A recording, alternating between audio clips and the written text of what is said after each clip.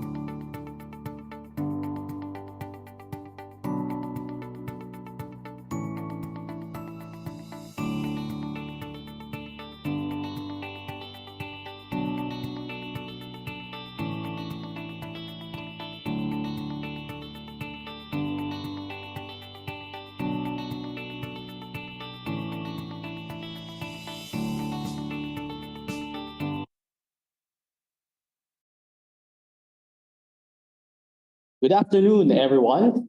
Thank you for joining us this afternoon. Please be reminded that in order to receive a certificate for today's webinar, participants must finish the webinar and accomplish and submit the filled out pre and post survey form. I hope we're all well and comfortable as we'll all be sitting all together in front of our computers, laptops, mobile phones for the next few hours. It's a pleasant Friday afternoon. And before we officially end the work week, we are launching a new and exciting training program, the Cybersecurity Proficiency Improvement Training, or CPIT webinar series. This is a joint initiative of the United States Agency for International Development, or USAID, through its Better Access and Connectivity, or Beacon project, in partnership with the Department of Information and Communications Technology, or DICT. The CPIT is one of the various cybersecurity workforce skills development initiatives of USAID's Beacon with the DICT and other government agencies, which aims to enhance the knowledge and skills of professionals in various cybersecurity topics and domains that are easy to understand, practical to implement as they relate to real-world use cases. My name is Nate Alcain, Cybersecurity Skills Specialist of USAID's Beacon Project, and I'll be your host for this short launch event.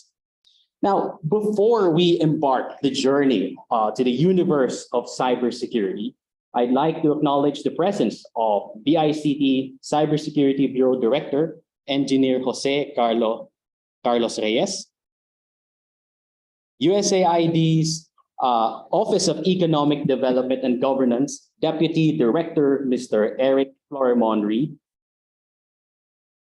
USAID OEDG Senior Economic Growth Specialist, Mr. John Avila, and USAID's Beacon's Chief of Party, Mr. John Garrity. We'll know more about the CPIT webinar series in the next few minutes, and to formally open this launch event with remarks, let's all welcome Beacon's Chief of Party, Mr. John Garrity. John.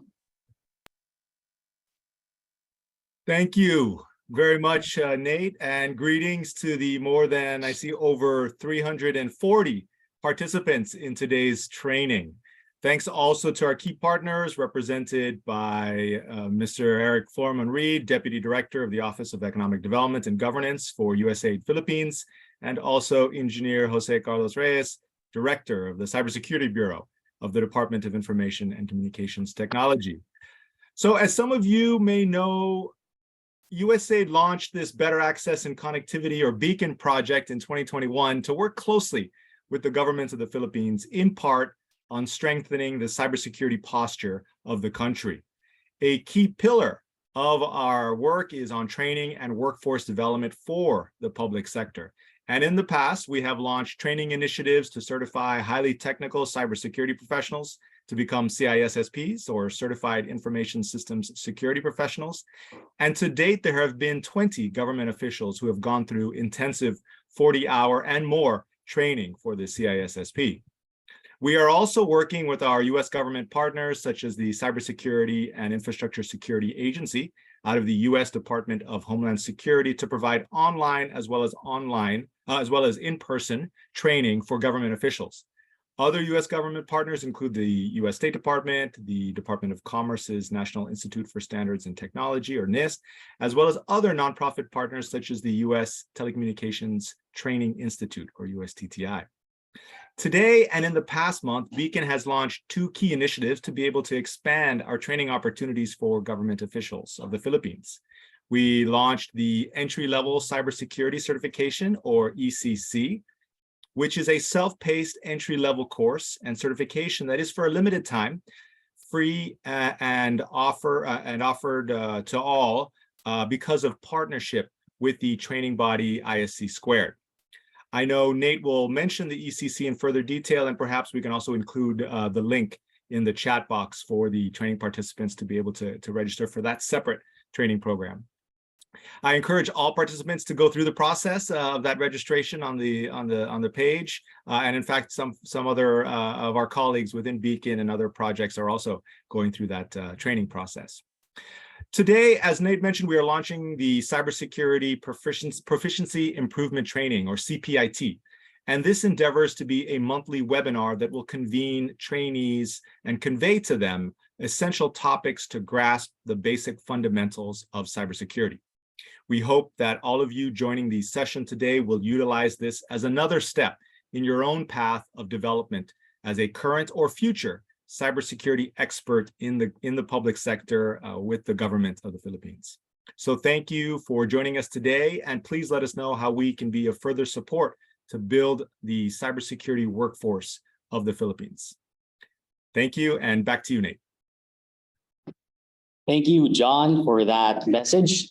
And now, this event would not have been possible without the support of the United States Agency for International Development, or USAID.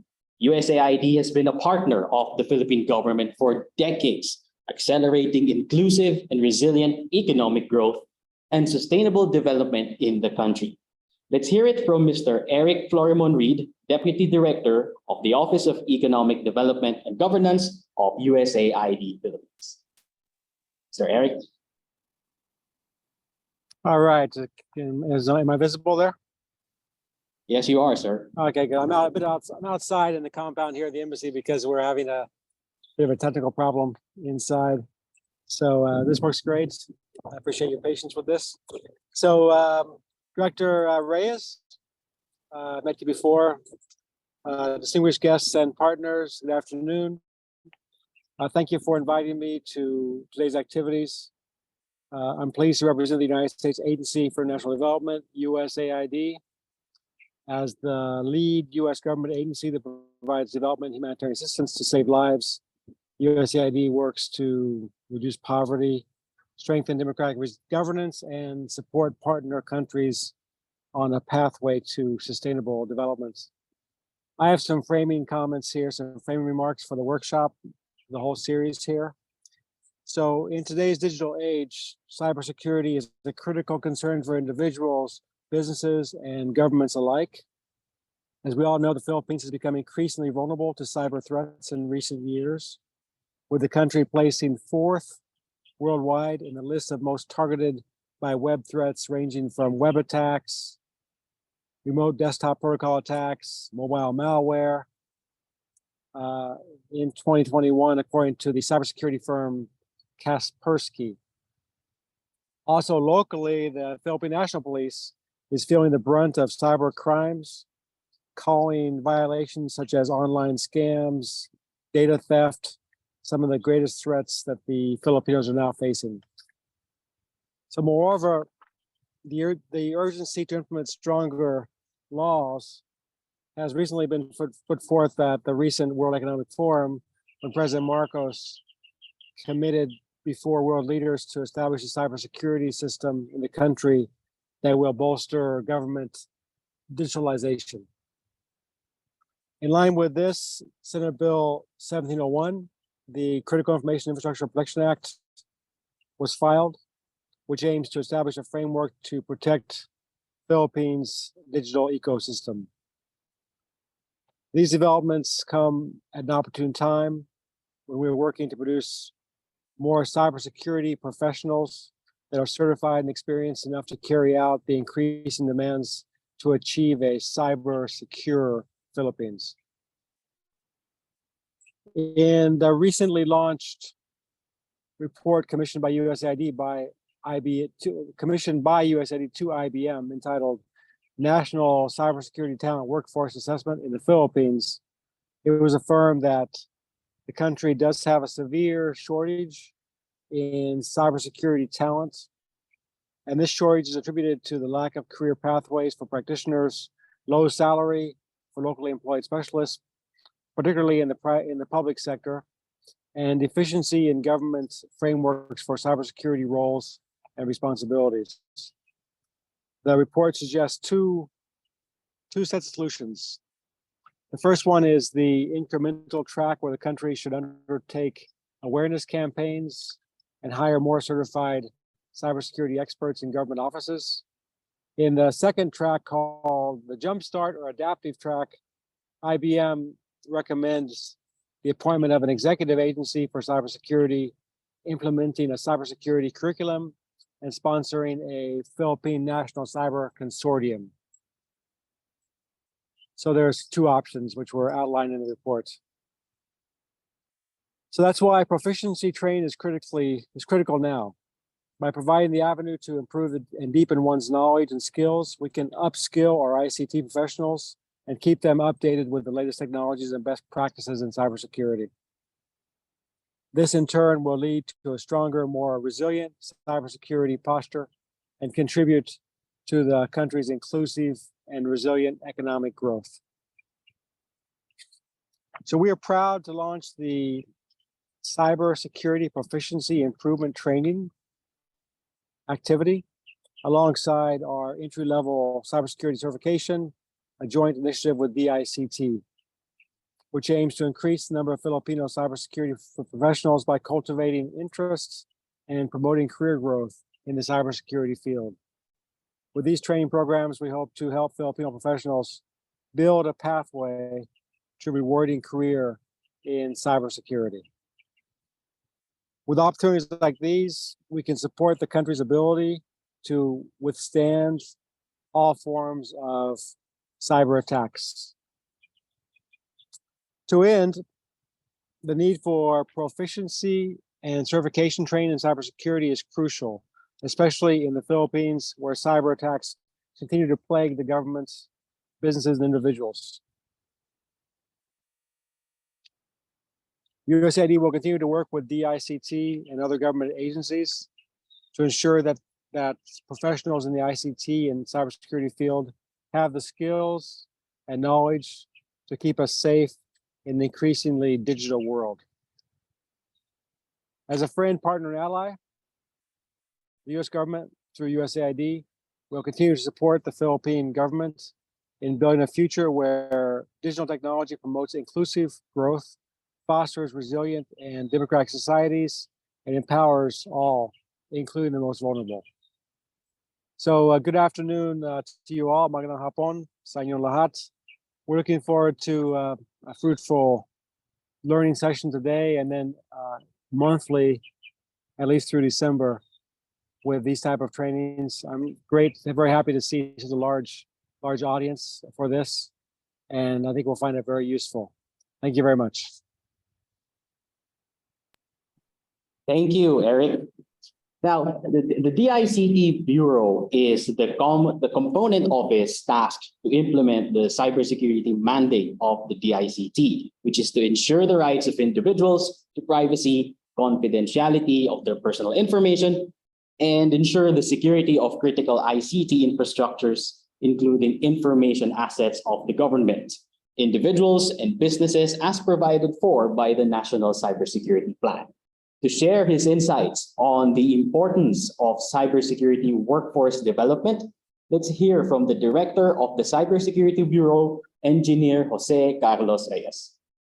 Director Reyes? Yeah, thank you very much, Nate. So, first and foremost, please allow me to congratulate the United States Agency for International Development, Better Access Connectivity, on co-organizing with the Department of Information and Communications Technology, the Cybersecurity Proficiency Improvement Training webinar series. I would like also to thank and extend my gratitude to a good friend of mine, Mr. John Garrity, Chief of Party, USAID Beacons Project, Mr. Eric Florimon Reed, Deputy Director, OEDG, USAID Philippines, and all the USAID Beacon team for always supporting us to achieve a cyber-resilient Philippines. I just received my order from the Secretary last Monday for me to return to the Cybersecurity Bureau, though Undersecretary Paul Mercado instructed me to go here in Bali, Indonesia to attend the Indo-Pacific Economic Forum. So please bear with me. The signal may not be good here in Bali. The place is good, but there would be some intermittent signals. Anyway, in today's digital world, building cybersecurity capacity is essential for any organization to ensure the safety of our data and systems. Building security capacity involves a range of activities, from training personnel to implementing best practices and technologies. It also includes developing policies, guidelines, and procedures that help organizations protect their data, systems, and networks from potential cyber threats. As the number of cyber attacks continue to rise, it is but important for organizations to be proactive in building their cybersecurity capabilities and capacities in order to stay ahead of the curve. Here in the Philippines, or there in the Philippines, while there have been many instances of cyber attacks in the past, cybersecurity threats became more pronounced during the pandemic, when most of us were compelled to shift from physical activities to online, including businesses, purchasing, payments, and banking. The Bangko Sentral ng Pilipinas itself reported receiving around 50,000 complaints related to online transactions in the past years, amounting to 400 or 540 million. With a sudden change to digitalization of almost every aspect of our life and our society, there is a stronger need to invest more in cybersecurity, not only in terms of ensuring a secure cyberspace, but also in promoting digital literacy or cyber hygiene so that our citizens are aware of cyber threats and are able to avoid them. Your DICT's Cybersecurity Bureau is tasked to implement the National Cybersecurity Plan and extend immediate assistance to all stakeholders for the suppression of real-time cybersecurity offenses, actively raising public awareness against development and circulation of false websites, infographics, and social media posts, and educate different relevant stakeholders on the relevance of personal data and how to protect it. With the Cybersecurity Proficiency Improvement Training, or CPIT, we are hopeful to enhance the knowledge and skills of each participants in various cybersecurity topics and domains. This initiative will also help increase the number of skilled cybersecurity professionals in the country. In this day and age, the line between the online and physical world is almost non-existent. Cyberspace has become an integral part of our lives. We heavily rely on digital technologies. We can no longer resist the change. We just need to harness the benefits we can gain from it and be vigilant against the dangers that it poses, not only to our personal lives, but even to our security and sovereignty as a nation. Our country is only as secure as we make it. We need to ensure that every critical infrastructure, government agency, business, and every Filipino are equipped with the resources they need to safely navigate the digital world. This requires a comprehensive cybersecurity workforce development. We're glad that our return, or my return, to the Cybersecurity Bureau happens also to be the launch of the USAID's Beacon's Cybersecurity Proficiency Improvement Training. We see it again as an opportunity to collectively roll up our sleeves and chart our common path and vision of a cyber-resilient Philippines. Lastly, the DICT Cybersecurity Bureau wishes the CPIT webinar series a success. On behalf of Secretary Ivan Uy, Undersecretary Paul Mercado, and Assistant Secretary Jeff D., thank you very much, USAID Beacon, for the partnership. Maraming salamat po at magandang hapon po sa ating lahat. Thank you, Director Reyes. Now, before we officially end this afternoon's quick launch event, I would like to request John Garrity, Eric Florimon Reed, and Director Jose Carlos Reyes to please join me and turn on their cameras for a photo opportunity. Please hold for a few seconds as our Beacon colleagues take a screenshot.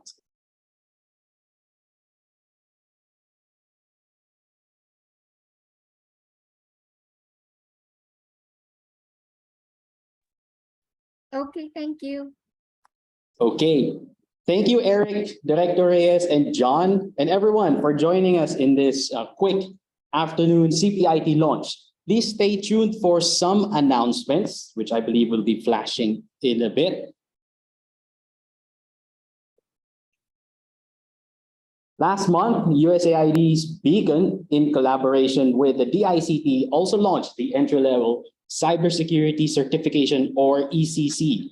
The ECC is free and open to all Filipinos, with emphasis on government employees from national to regional and local government offices and units. ECC avails of ISC Squared's new entry-level certification called Certified in Cybersecurity. The next CPIT webinar after this one is entitled Introduction to the National Institute of Standards and Technology, or NIST, Standards and Frameworks for Cybersecurity, will be on April 28, 2023. That's next month. We will be sending invites, so please keep visiting our information page and watch out for your on your inbox. So we'll be sending the invite to you.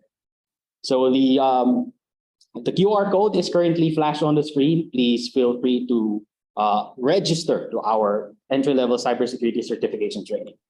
And now we have a few more minutes before we start the first webinar. We'll be getting back to you in a short while. Thank you.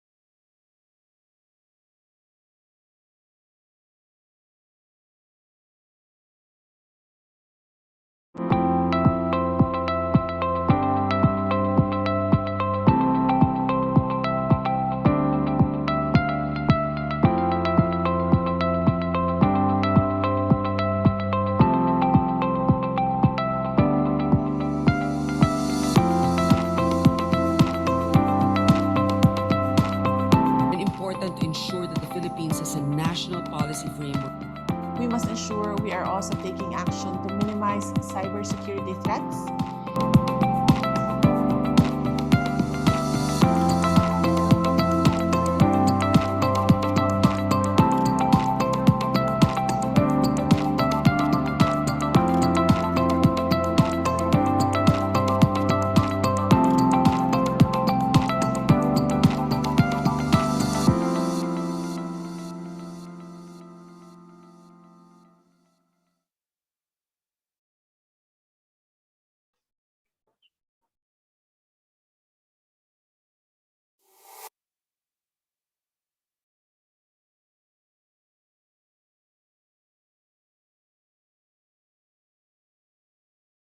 As an archipelago, the Philippines relies heavily on communications and logistics networks to connect its various islands and regions. Limited connectivity affects the delivery of public services and poverty alleviation programs that help improve the quality of life of citizens, as well as hamper economic growth. Beacon is a 5-year project of the United States Agency for International Development, or USAID, in the Philippines, that aims to accelerate economic growth and regional competitiveness by improving equitable and secure access and connectivity to information and communications technology, or ICT infrastructure, and smart logistics. Beginning in 2021, Beacon is engaging partners from the public sector, the private sector, civil society organizations, and the academia to advance digital infrastructure development in the country. Beacon seeks to bridge the digital divide in the Philippines, a divide that spans gender and society, by enhancing the capacity of government agencies, boosting private sector investments in the country's internet, and increasing technical capacity for women and men to participate in the digital economy. Beacon supports the improvement of policy and regulatory action and reform, coordinating with government and regulatory agencies to improve governance and sustain competition in the ICT and logistics sectors.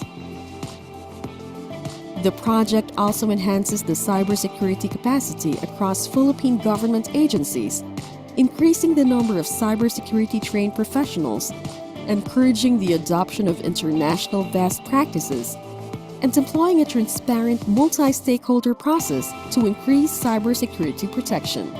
Through Beacon, USAID and its partners will help advance resilient digital infrastructure development in the Philippines, helping Filipinos across the country grow and prosper through the digital economy.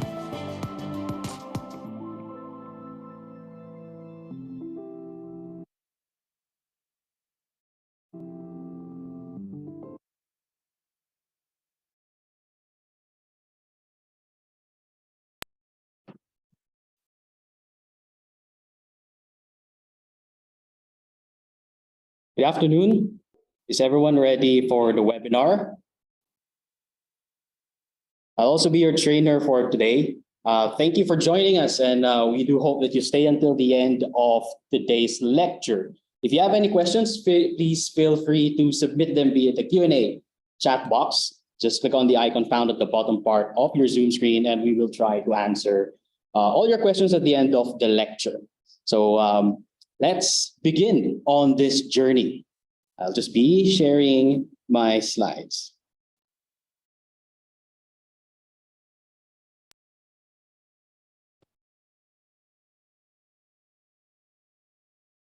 Anyone see my screen?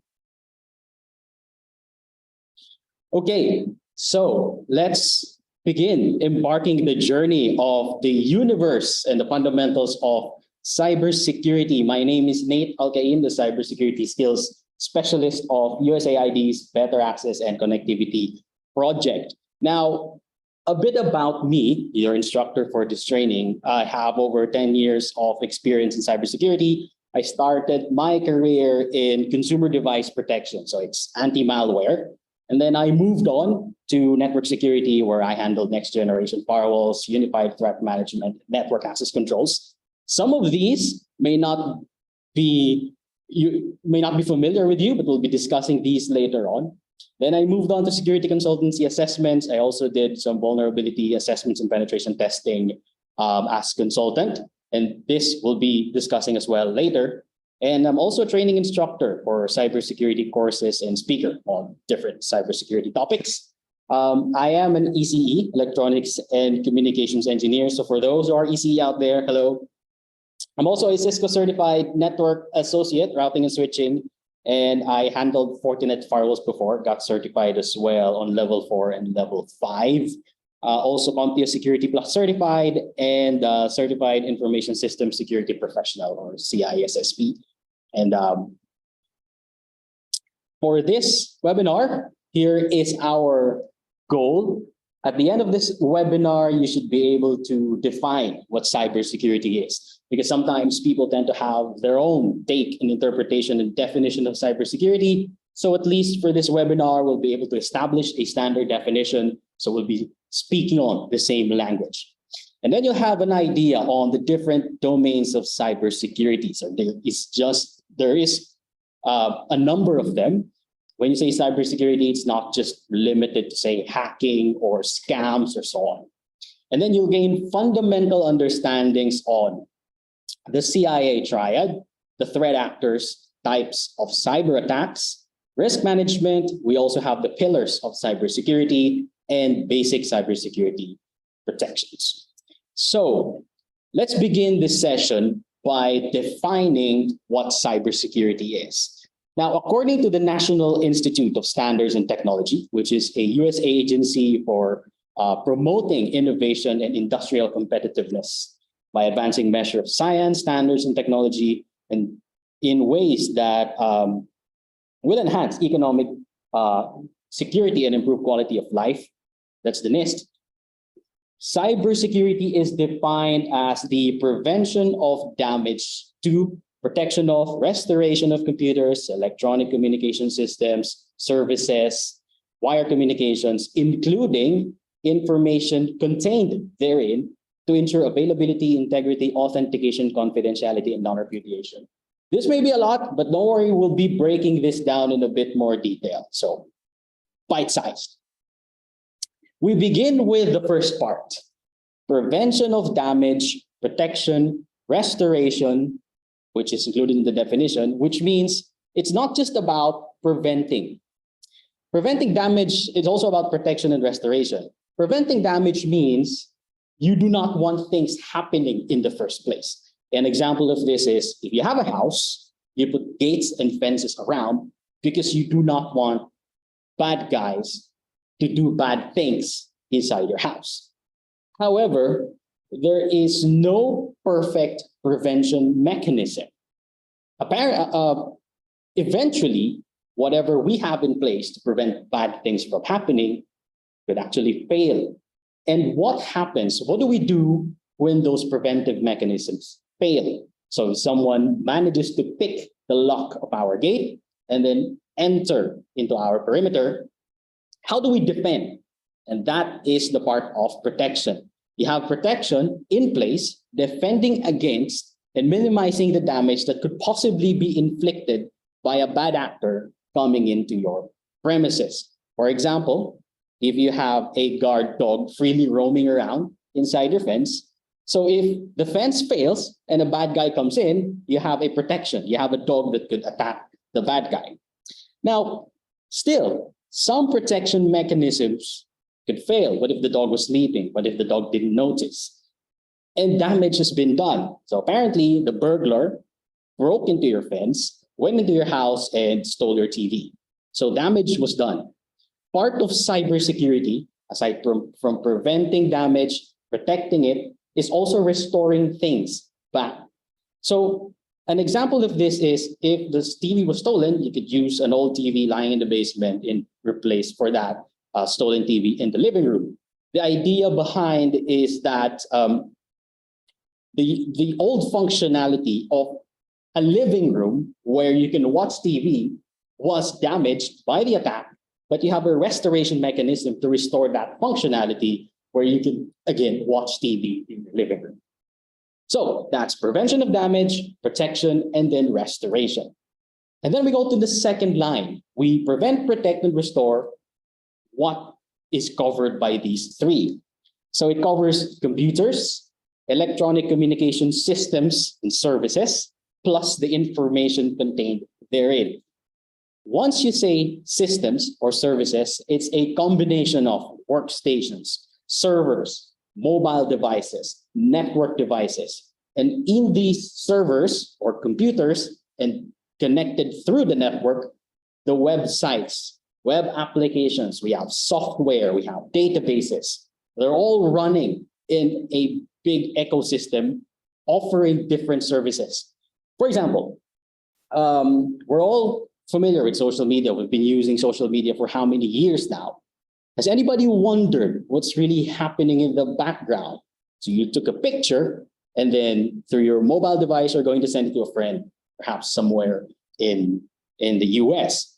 Now, what's happening really in the background? You took the picture, your phone records it, and then to send it to someone overseas, your phone has to send the file through your Wi-Fi, and then it's received by a router, which is what the internet service providers provide to our house. And then from that router, it goes to the service provider, PLDT Globe or whoever.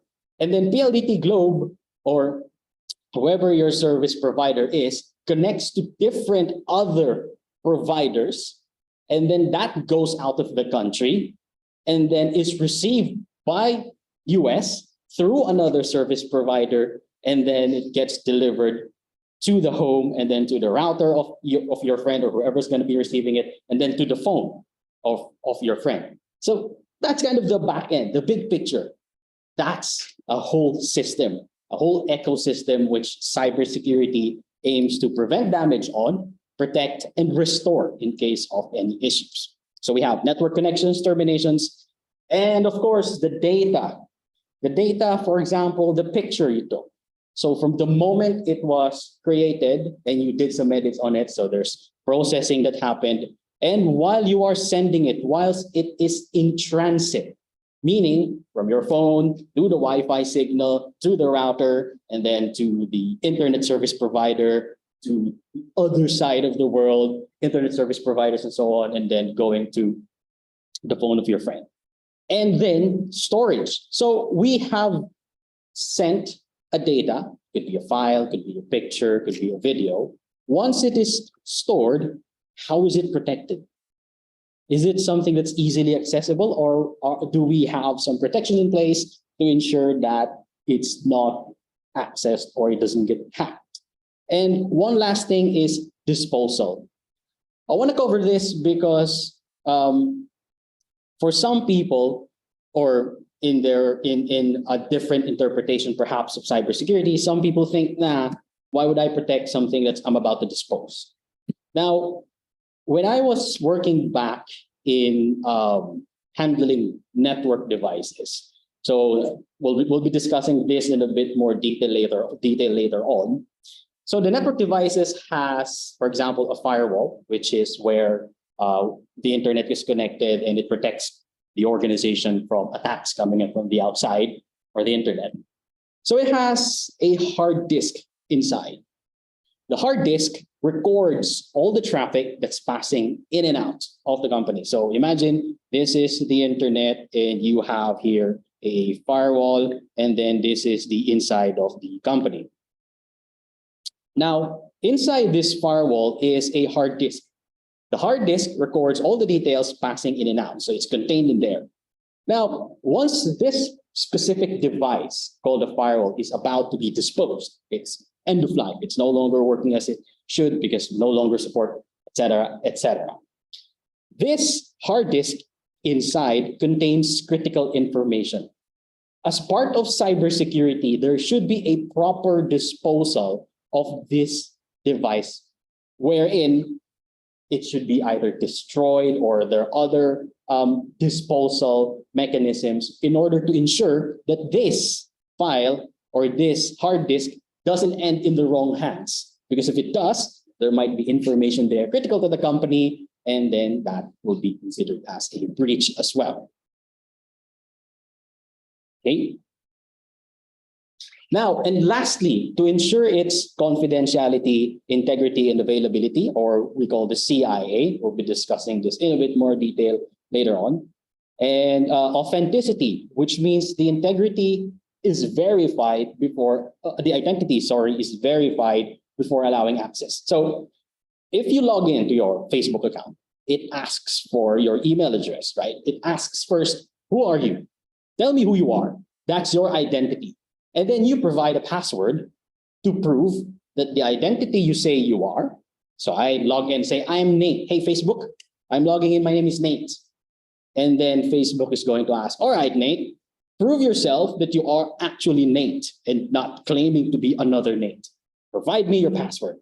So once I provide the password, Facebook authenticates me, has verified me that I am Nate and I am allowed to access. That is authentication, ensuring that I am allowed to access, I've been verified. And lastly, the concept of non-repudiation, which is the identity or the user, in this case, for example, me, whatever I did on Facebook, I cannot deny having done that because all the logs, everything points back to me having done that activity. There's strong evidence that I did this. So these are some key concepts and definitions that you need to be familiar of in the world of cybersecurity. You will be hearing this quite a lot once you are in the field and doing your day-to-day work in cybersecurity. And then for those who are looking at cybersecurity as a career, again, these are some of the terms that you will be encountering as you go through the cybersecurity career. And then we have the CIA triad. This is actually kind of the heart of cybersecurity. So we have confidentiality, which means no unauthorized access happens. So everyone accessing any server, any resource, any application, any software, any server, any network device, any website, in the world of cybersecurity, they should be properly authenticated, which means they should be authorized before they can actually access. Integrity, on the other hand, ensures that no improper or unauthorized changes or alteration happens. So let me give you an example. If, say, there is a school, and then the school has conducted exams to all, say, 500 students. So the exams, the results of the exams are recorded on a certain database. So they have a system where all the exam results are encoded there and it's just there. Now, confidentiality makes sure that unauthorized people, if you're just someone from the outside, could not access that database of exam results. That's confidentiality. You're not authorized, you cannot access. Now, integrity ensures that these grades encoded are the actual results. What if somebody, while they do not have access, manages to, say, drop a certain USB with a certain virus in that USB, and then somebody in the school picks it up, plugs it into a computer, and that computer accesses the database and basically randomizes all the grades in there. So the bad guy who dropped that USB didn't really have access to classified or confidential information. He didn't see the grades, but he's managed to alter them in an unauthorized manner. He's not authorized to change anything. And now the entire database has been compromised. The grades are no longer accurate or just randomized and so on. So that is integrity. And lastly, we have availability, which means timely and reliable access to use of information. So you manage to protect confidentiality, yes. Unauthorized people aren't accessing my software or my application. I got it covered. And then integrity, I have it covered as well. I deployed this, and that, and so on and so forth.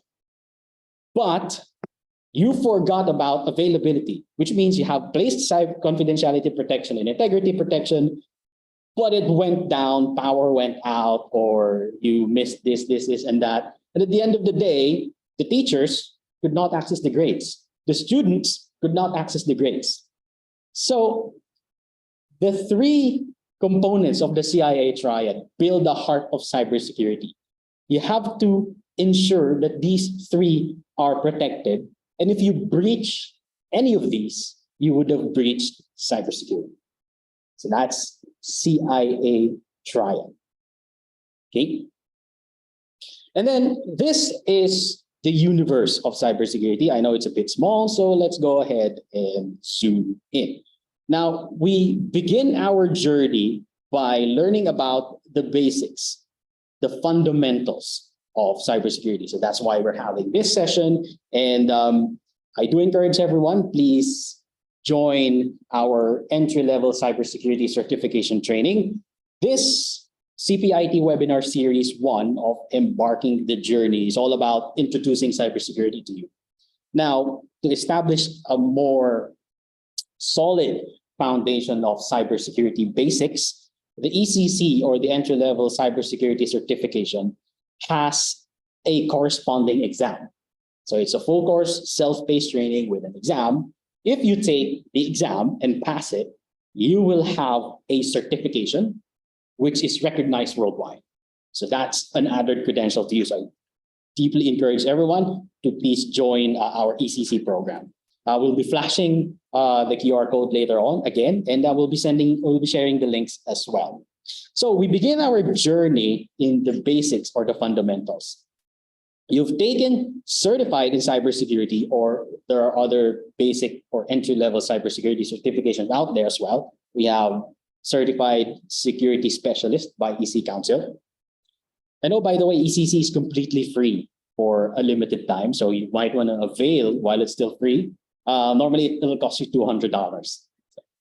Okay, and then after being established with the fundamentals, you can move on to any of these domains. You can go systems architecture and engineering. So what do you do in systems architecture and engineering? You have cloud security, which means you subscribe, say, to AWS, Azure, or Google, these providers of cloud services. They may have their own vendor-specific trainings and certifications which you can take, and you can master the world of cloud. There are also certifications and trainings from ISC Squared and EC Council on cloud. Here are some of them. And then we have data security as well, which includes encryption. We'll be discussing this later.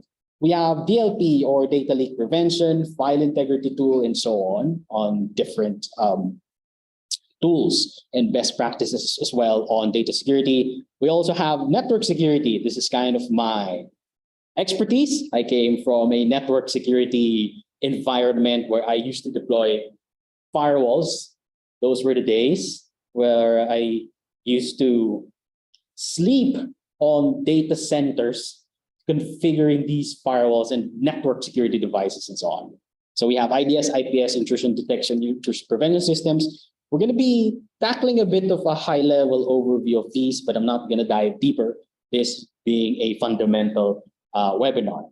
And then we have identity and access control. So again, once you try and access a certain system or service or a server or a website or an application, you have to have an identity. And them authenticating you is a form of access control. They are controlling who are allowed to access these.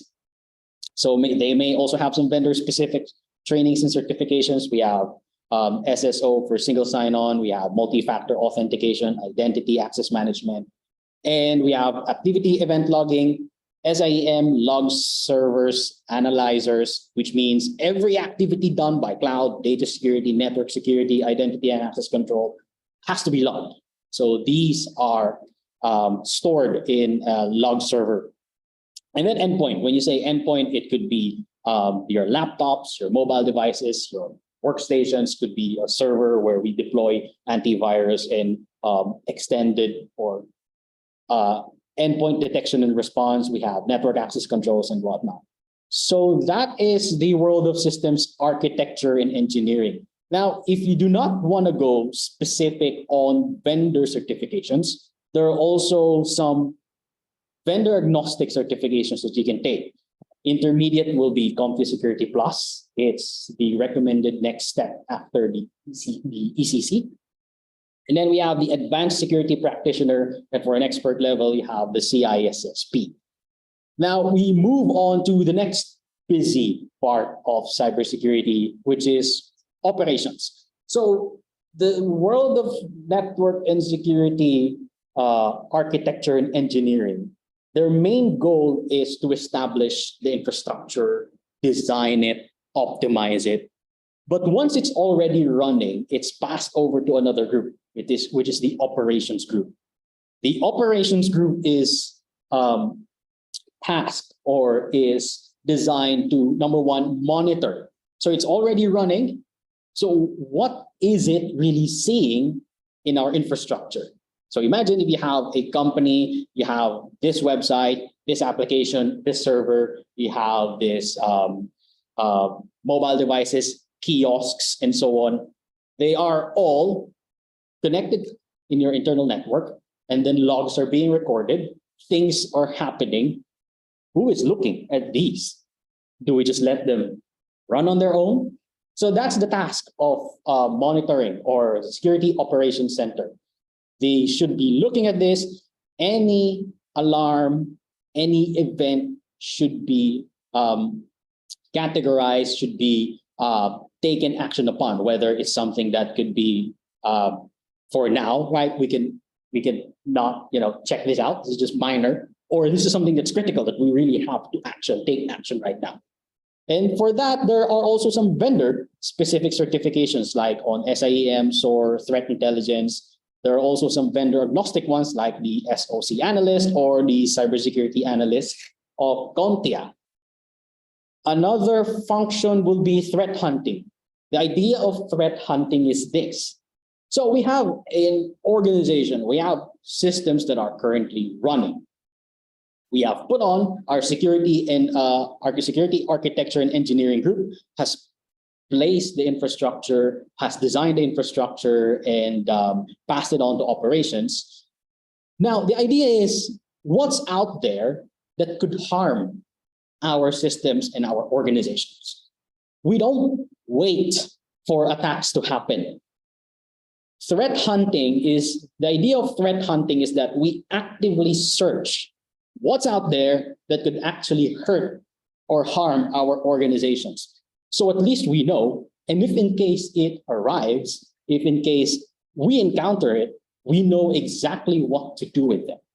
Somebody is hunting these down and then analyzing it and then preparing the organization in case this kind of attack happens. So there's Easy Counsel, certified threat intelligence analyst, and then right, so it's running, we're monitoring, someone is actively hunting for threats, and then something happens.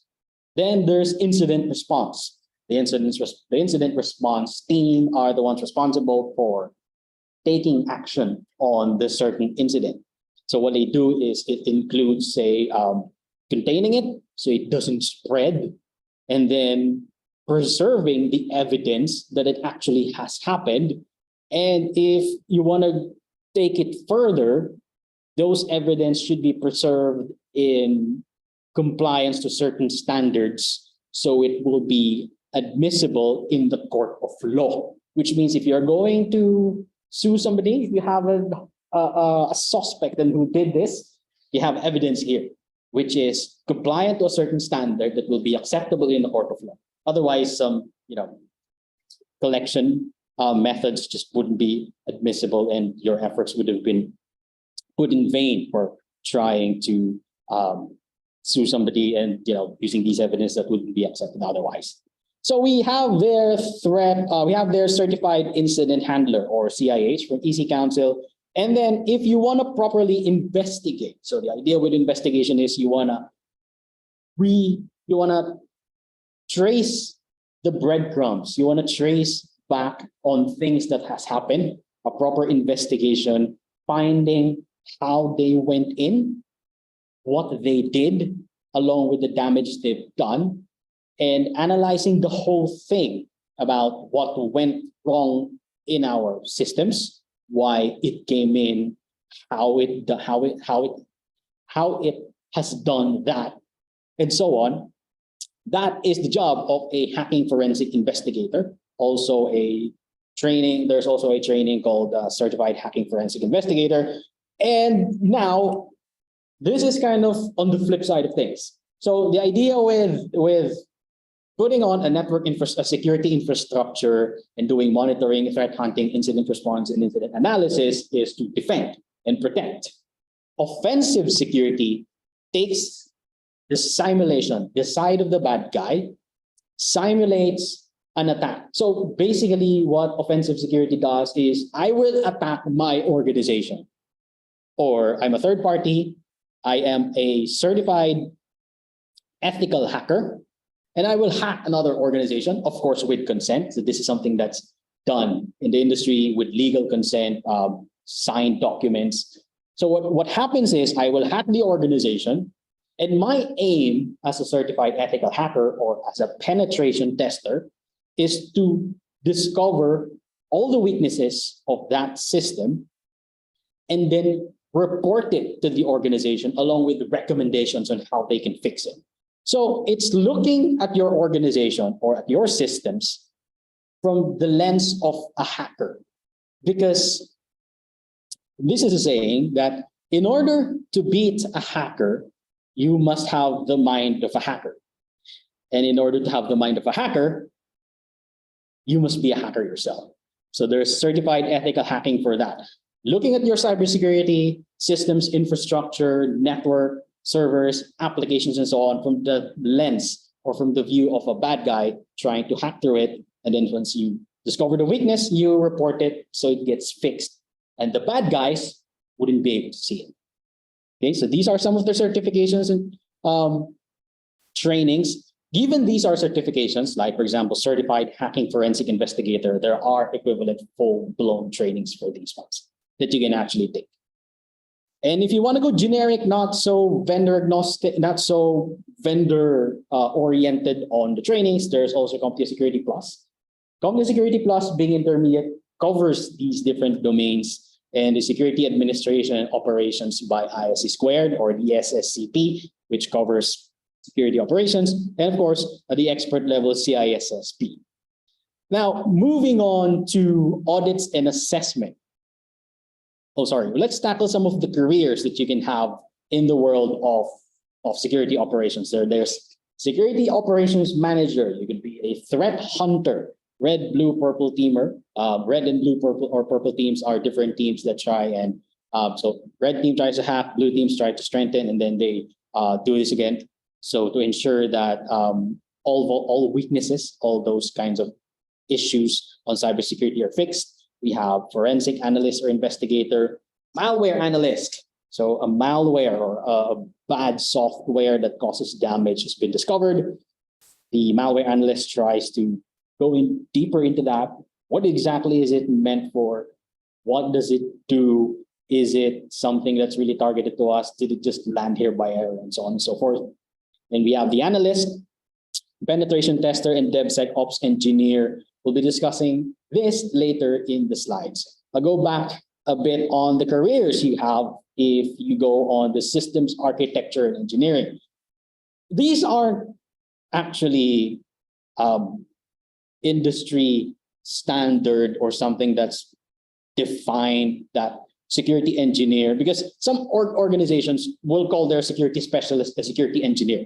Some may have their own take or definition of what a security engineer does and what a security specialist, but this being a fundamental session, the aim is to give you a big picture that there are different careers, and security engineer, architect, specialist, what they have in common is they design, they optimize, they ensure, they put things together, different technologies, different solutions, integrate them and make them work to protect the company, cover all aspects that could possibly be covered.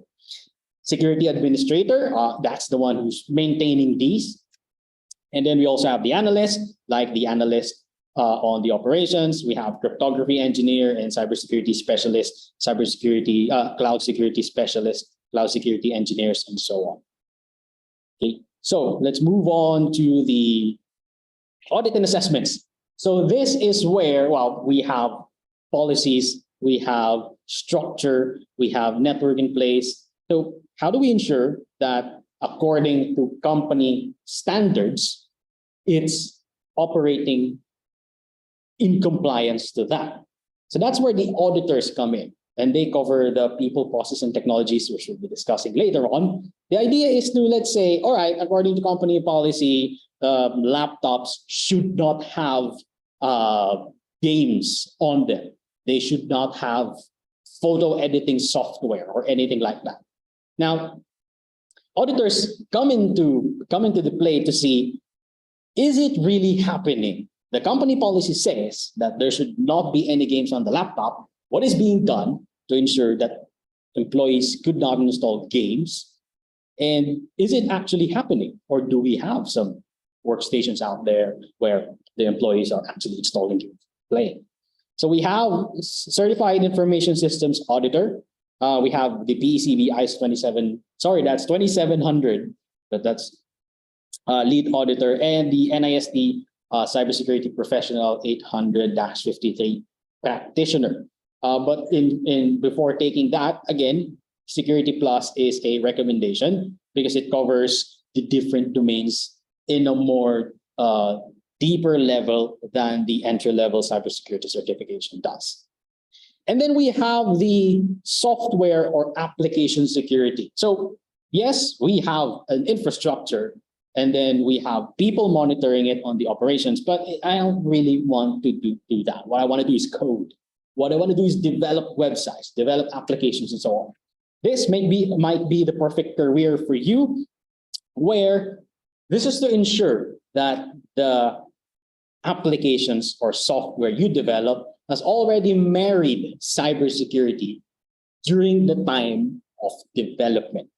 It's been coded, it's been programmed with cybersecurity in mind to ensure that once we deploy it to operations, it's strong enough to defend on its own. And if bad things happen, it's already robust in itself. That's the best practice. That's what we wanted to happen. However, in the real world, even if we develop something that's already strong enough, sometimes there's just things we missed. Like I missed this certain line of code, and because of that, a bad actor was able to. So that's where the software and application security comes in. There's testing and evaluation, how to ensure that the codes, the line of codes, the software in itself, the application in itself is secure. During the development, there are different trainings and certifications you can take to ensure that you can develop something that's cyber secure. So certified application security, we have secure software development, and then we have application security engineer, and we have web application hacking and security. This is kind of one of the most common because nowadays, most applications are web-based. So back in the olden days, I'm not old, by the way, but back in the olden days, if you wanted to access your email, you have to install Microsoft Outlook on your computer. Or if you wanted to access it via a web browser, it's not kind of the same experience as you have when you install the actual software. Nowadays, when you access your Microsoft Outlook or whatever your email is, Gmail, the same experience that you have is now almost pretty much the same with the web, because it's now not just a website, it's now a web application. That's kind of how things are now. That's why it's called web application hacking and security. So some of the careers you can have are application security engineer, specialist, software engineer. You review codes, you ensure that it's compliant to come to certain standards, you test it, you do code review analysis, and so on. Okay. And then lastly, I don't want to go technical. I don't want to do monitoring. I'm not after coding. I don't want to do assessments, because when you do security assessments, audits, every audit you do. For example, is the company policy says games could not be installed. Provide me with an evidence that games are actually installed in these devices. So when you go to audit and assessments, it's all about asking, is this happening? Provide me with an evidence that it is actually happening. Now, if you're in that and I don't want to do that, I don't want to audit, I don't want operations because this, and that. I don't want to design something. Then security governance might be your track. However, in this, this is a bit more kind of later into your career, because at some point, every one of us has to start somewhere in engineering, somewhere in operations, somewhere in IT audits or software application security before you reach governance. The idea is you have had a view of these other domains first before you actually try and create something that the other domains or the other departments should follow. But if you have been working in cybersecurity for a while, these are some of the trainings and certifications that you can take. For security managers, we have the 800-53 practitioner, the cybersecurity professional of NIST. We also have certified information systems auditor. You can go auditing in this certification, or you could also go and use that knowledge to ensure that security is being managed properly. And then we have Certified Information Security Manager, we have CISSP, we have Certified in Risk and Information Systems Control, Governance of IT, and then Certified Chief Information Security Officer by EC Council. So these are some of the careers. You could be already a security manager ahead, security director, chief information security officer, chief information officer, and governance, risk, and compliance manager. And a data privacy officer, which the data privacy officer is concerned on personally identifiable information. These PII are information about people. So names, email addresses, phone numbers, anything about a certain person that would identify that person is a PII, or personally identifiable information. And that is what the data privacy officer is tasked to protect. And in the country, we have a Data Privacy Act, which means by law, all organizations, all companies should protect the personally identifiable information of their employees and their customers as well. Right, so that is the world of cybersecurity on a high level. I'll be sending, I can share these to you once we also send the certificates. And again, we have an assessment later on, a survey of how you saw the training and a bit of quiz. So that's something to watch out for. Now that we've seen the universe of cybersecurity, let's go back and this time. So we are in cybersecurity because we are to prevent damage from happening. We are to protect an organization, and we have to restore functionality in case an incident happens. So we have to know, what are we up against? Who are we up against? We have threat actors that's out there and is acting as a threat to our organizations because of their capabilities. And one of them are script kiddies. These are kind of like the entry level as well in the world of threat actors. They are self-taught. They have none to minimal coding and hacking skills. These are, probably just watching on YouTube and trying to learn how to hack on their own.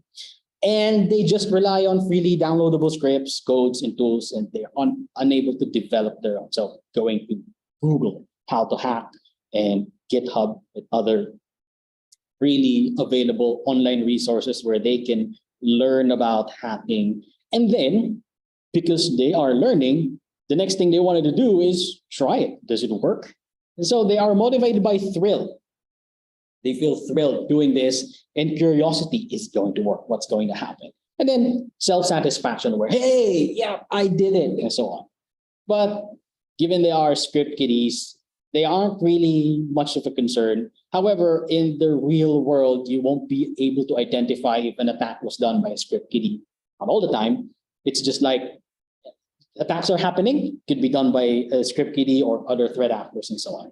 But just for this fundamental class, it's good to know that this is also a threat actor against our organizations. And next we have hacker activists or hacktivists.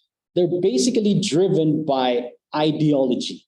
They have strong beliefs that they wanted to defend or they wanted to get a message across.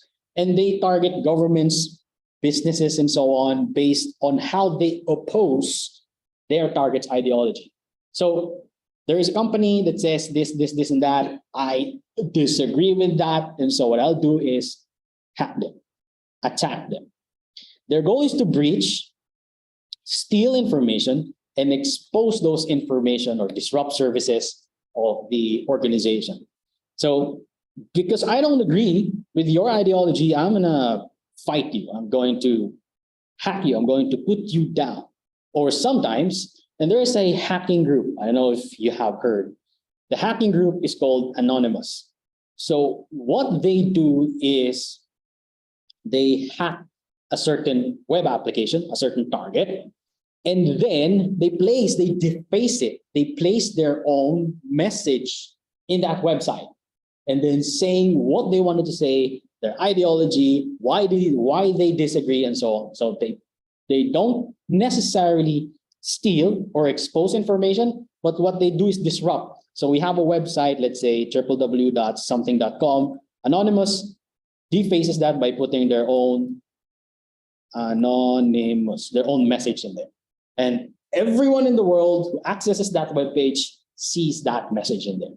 And that's how they get their message across based on their own ideology. These things happen, and this is something to add to your knowledge about who's our enemy, really. And then we have the biggest of them. Yeah, probably this is the biggest. Cybercriminals. Now, we are employees, most of us, not all, we're working to earn for a living. And on the other side of the equation, the bad guys are doing bad things because they earn money. Same thing with scammers. Now, I think, yeah, we've all encountered that at some point in our lives where we receive a text message saying this, and that, or we receive a call or receive a message on our social media and so on, trying to scam us. Now, they're just trying to make money. They're just working. And it's kind of, I've actually watched a series where there are scam call centers in different parts of the world that are calling other people from other parts of the world, trying to scam them of money. And then at some point I thought, why are they doing bad things to earn money? I mean, there are lots of different ways to earn money, but why choose a bad way of doing it?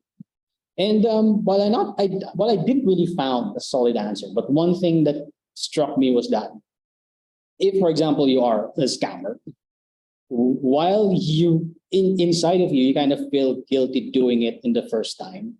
But for some people, once they earn their first earning from it, the ethics, the morals just dissolve in the background, and then they just do more because they're earning money from it. So that's kind of the reality of life on why there are hacks, why there are breaches or security incidents happening, because cyber criminals are just trying to earn money. So their goal is to steal money or steal and sell information. Put it this way. I am a hacker and I have just managed to breach Coca-Cola. I have managed to get hold of their formula for Coke or their soda. So I have that information. I'll go to the dark web, which is a whole different place of the internet. And I can actually sell that. Hey, any company that out there who wants the secret formula of Coke, I just breached them and I got a copy. I could sell this for $1.5 million. So everything remains anonymous in there, and actually people can sell information like that. Also some intellectual property and customer data and so on. So again, either steal money directly, like for say a bank where they steal directly from people's bank accounts, or what they do is steal information and then sell it for money. They are capable of developing their own codes, scripts, and tools such as ransomware, and this is the most popular and most kind of successful way of getting money from the victims. Ransomware, we'll be discussing a bit more detail later on, but the idea is it infects your computer like a virus, and all your files get locked up. So you cannot access your file unless you pay a ransom. And the ransom is not cheap. They're not just, all right, I'll lock your files, just give me $5 and I'm fine. I mean, I just want something for merienda. So no, they ask for millions for that. So it really is a big threat to organizations. And because they are earning, they are capable of learning, training themselves and spending on developing their own tools. So that's cyber criminals. And then they may even have a hacking infrastructure, a business model that monetizes their creations, such as selling or renting their own tools to script kiddies and other cyber criminals. Yes, this happens. There is actually a service called ransomware as a service. You can Google this, it exists. There are cyber criminals that are selling their products, selling their capabilities to other cyber criminals, and they're making money off of it. Okay. Next, we have state sponsored. Now, if the cyber criminals are the biggest, state sponsored is probably the most powerful of them all. Because why? They are backed by a country's government, and they are hired to attack, spy, gather intelligence, and so on from another country. The goal is to either extort the target government or steal proprietary secrets, military secrets, that's a high value target for them, and gain strategic advantage. I think there was, I just forgot where I read this, but the original design of the supersonic plane, supersonic fighter jet of a certain country has actually been stolen as part of a state-sponsored attack by another country, so they could also do their own version of that supersonic fighter jet.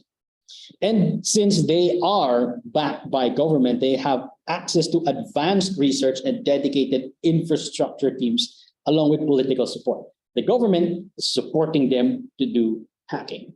Now, in a private organization, this is probably not something that you will likely see attacking you, but for us government specifically, this is probably the biggest threat that we have. And then we have sometimes, we're looking at the outside, people, script kiddies, we have state sponsored, we have cyber criminals, all from the outside who can attack us. But sometimes the attacks actually come from inside the organization in the form of malicious insiders. They are actually a member or even a former member of an organization who happens to still have access to the organization's resources, services, servers, web applications, and so on, and uses them against the organizational policy or to cause damage. This is typically done by disgruntled employees or former employees, where I felt like the way they treated me on this investigation, they just fired me with no, strong reason. I felt it wasn't fair and so on and so forth. I just wanted to retaliate. I still have access. I'm going to delete these files, and I know this will cause harm or will make life difficult for this organization. So that's threat actors. Part of being a threat actor, we have malicious insiders as well. Okay. Now, how really do they do cyber attacks? What are their techniques? What are their tactics? What are their tools? And how do they pull it off? There are different ways on how these threat actors do cyber attacks. One is denial of service. It's any type of attack that causes a complete or partial system outage.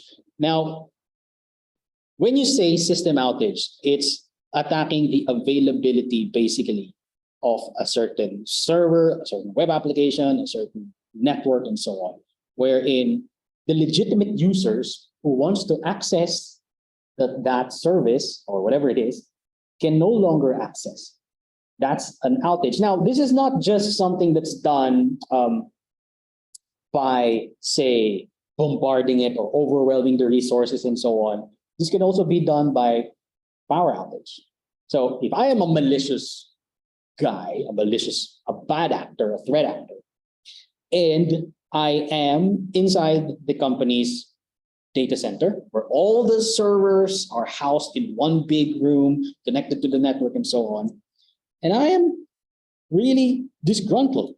I wanted to retaliate. So what I can do is pull the plugs, disconnect them from the power, and that is a denial of service. It's called denial of service because I have denied legitimate users, I have denied them of access to this service. Now it could be done via resource exhaustion, which means I can send some malware or piece of code wherein that server will operate at 100% capacity, CPU, RAM, and so on, wherein it's just doing bogus processes and it's unable to serve the legitimate users. Could be power outage, could be redundancy failure. That's why we have duplicate devices at times, where if one of the device fails, the other can still operate, ensuring that the services are still running. And then we have a distributed denial of service. This one is the most common, where here we have an attacker that's commanding different slaves that, hey guys, let's attack the victim. So the victim, what the victim sees is I am getting a huge amount of requests. For example, this is, let's say, this is your company website. And what happens is on a normal day, for example, it's receiving 200 requests per second. Now, the attacker who's doing denial of service attack, what he can do is command these slaves, right? Let's bring this target down. All of you request 200 per second. So effectively 1, 2, 3, 4, effectively the victim is receiving 800 requests per second, something that the victim cannot accommodate. So what happens is resource exhaustion. At the end of the day, the victim only has limited computing capacity. And so what happens is they could not serve anymore the legitimate users because they are processing these bogus 800 requests. That's denial of service attack. And then man in the middle, where hackers insert themselves in the communication between a client and a server. So imagine if you are accessing your online bank account. So you are this one. You're trying to access your, let's say, bank. And then, because you have been compromised in some way, the bad guy here has cut the original connection, redirect the traffic to him, and then whatever you send to the web application goes to him first, and then he sends it to the web application. So he places himself in the middle, sees whatever traffic you are exchanging with your bank. And because he's sat in the middle of your communication, he can then make modifications to your requests. So imagine if you are transferring, let's say, 5,000 to a certain bank account. The hacker sees that and actually can add another 0 and then change altogether the destination bank account. Now, from your end, you send it to the bank, and then the hacker changes it, sends it to the bank, and then the bank responds, all right, yes, I'll do that, and so on. And then, all right, it's done. I'm going to report to you it's done. The hacker sees the confirmation, changes it back to 5,000 and the original account number, and then sends it to you. So on your end, wow, it's successful, I've done it. I'm gonna be just waiting for whatever you use for the, let's say, if you purchase something for 5,000 pesos and so on, I'm just gonna waiting for the product. But little did you know, it's actually a different story on the side of the bank. So that's kind of how dangerous man-in-the-middle attacks is. If you are accessing free Wi-Fis, which I believe we all do Although this kind of attack is not as common these days, but it still is possible. If you're accessing free Wi-Fi, so you're sat here, and then another person is sat here, and then we have a bad guy sat in here connected to the same Wi-Fi. They would be able to actually pull this off if these are just the free Wi-Fi. It's kind of one of the dangers of free Wi-Fi. But again, it's not something that's guaranteed to happen, but just to let you know that it's possible to happen, especially on Wi-Fi. And the way to protect yourselves when you are connecting to these free services is by using what we call a VPN. We'll be discussing this a bit more in the next few slides, but the idea with the VPN is that it encrypts all your connections. So if the bad guy manages to get in the middle of that communication you have with the bank, what he receives is just gibberish that he wouldn't be able to understand, because there is encryption happening, which we'll be discussing in the next few slides. Okay. So there, man in the middle. It's also an avenue for hackers not only to see, download whatever traffic is being exchanged between the user and the bank, or whatever web application is being accessed. They could also do modification, and they could also steal information from there. Let's say you try and log into your Facebook account. Somewhere in the middle, the hacker also says, all right, this is your password. This is your username. I'm going to take that. Then you go ahead and log in. It's fine. And then later on, I'm going to use that same stolen credential to access their account and then change the password, effectively taking over your social media. So there, another tactic that we've learned is man in the middle attack. And we have social engineering. So I'm not sure if you have seen this video, but I will play it. See. Safe people's passwords are. What is one of your online passwords currently? It is my Can you hear dog's it? name and the year I graduated from high school. Oh, what kind of dog do you have? I have a Chihuahua Papillon, And what's its name? Jameson. Jameson. And where'd you go to school? I went to school back in Greensburg, Pennsylvania. What school? Sorry. Hempfield Area Senior High School Oh, when did you graduate? in 2009. Oh, great.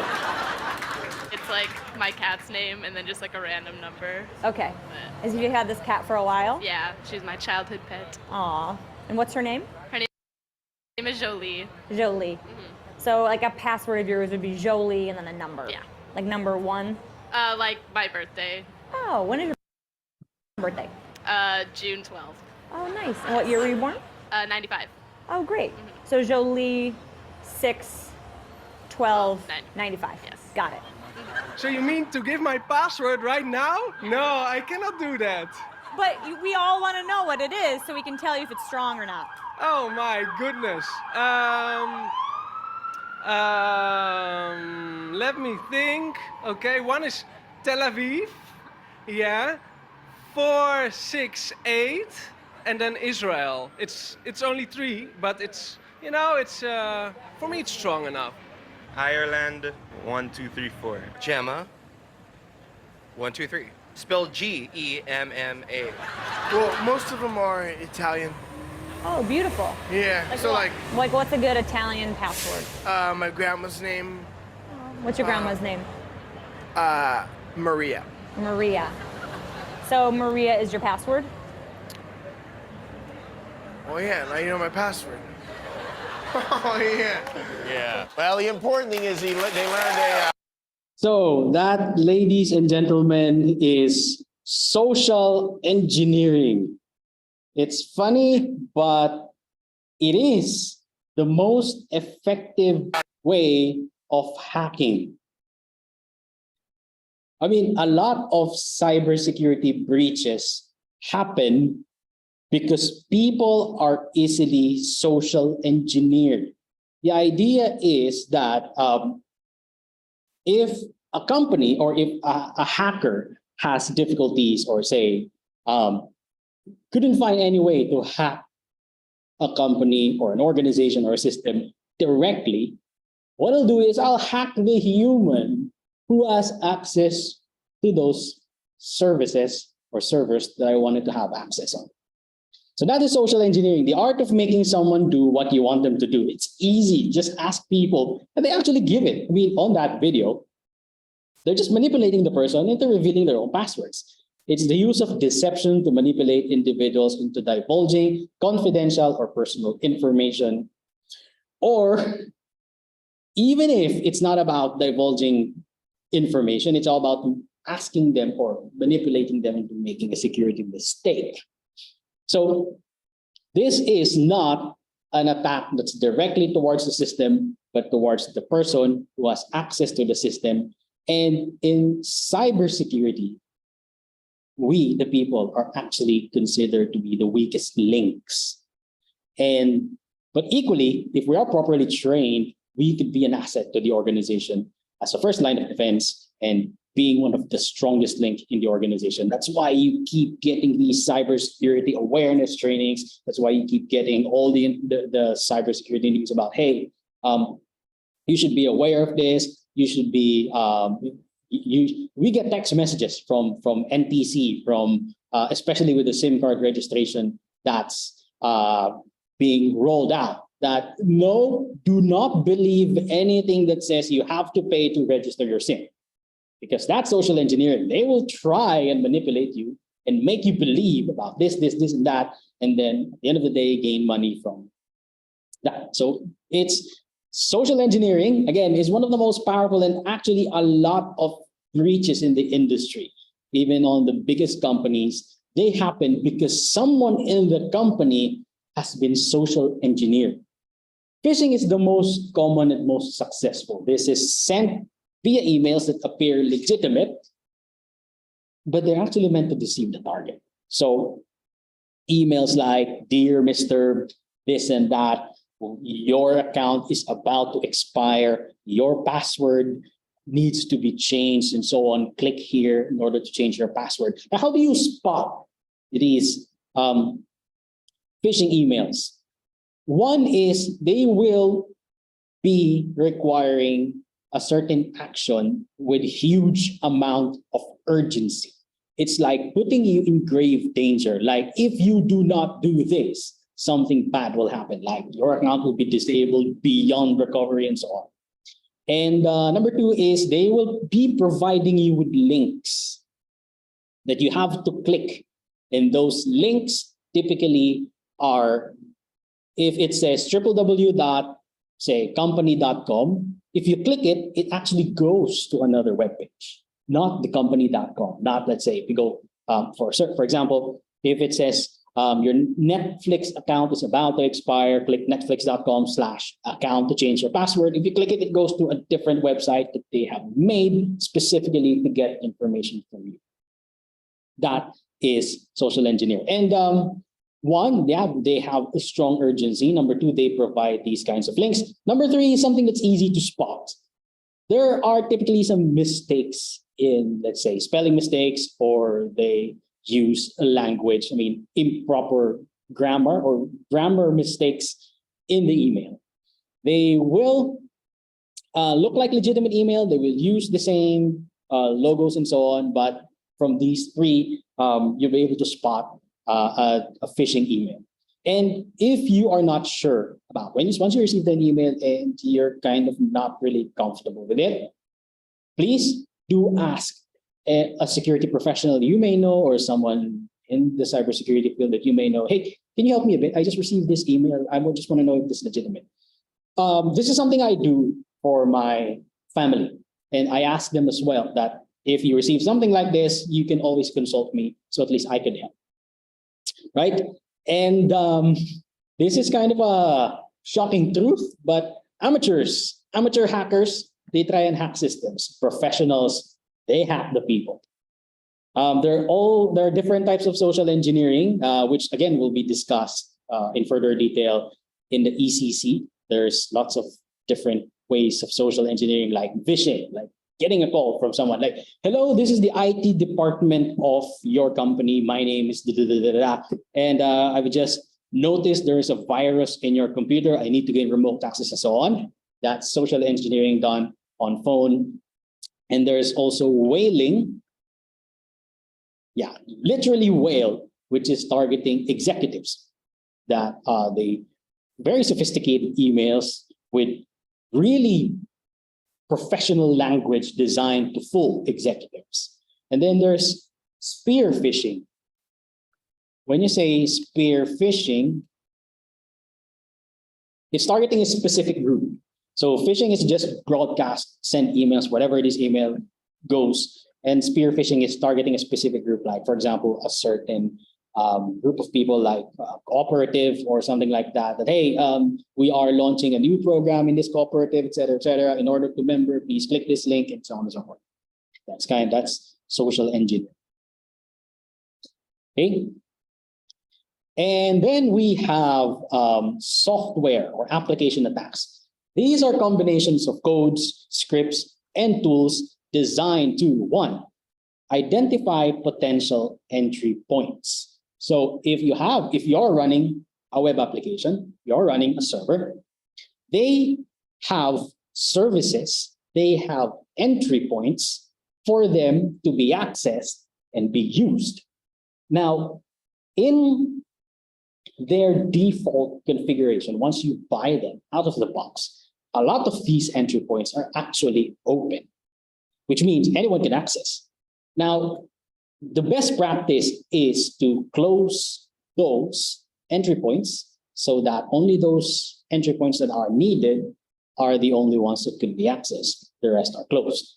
But the reality in cybersecurity is that sometimes people just buy and then deploy and then forget about those other open entry points, left that in its current state. And so a bad actor comes in and say, all right, I want to know what are the entry points I have. Oh, I've discovered one.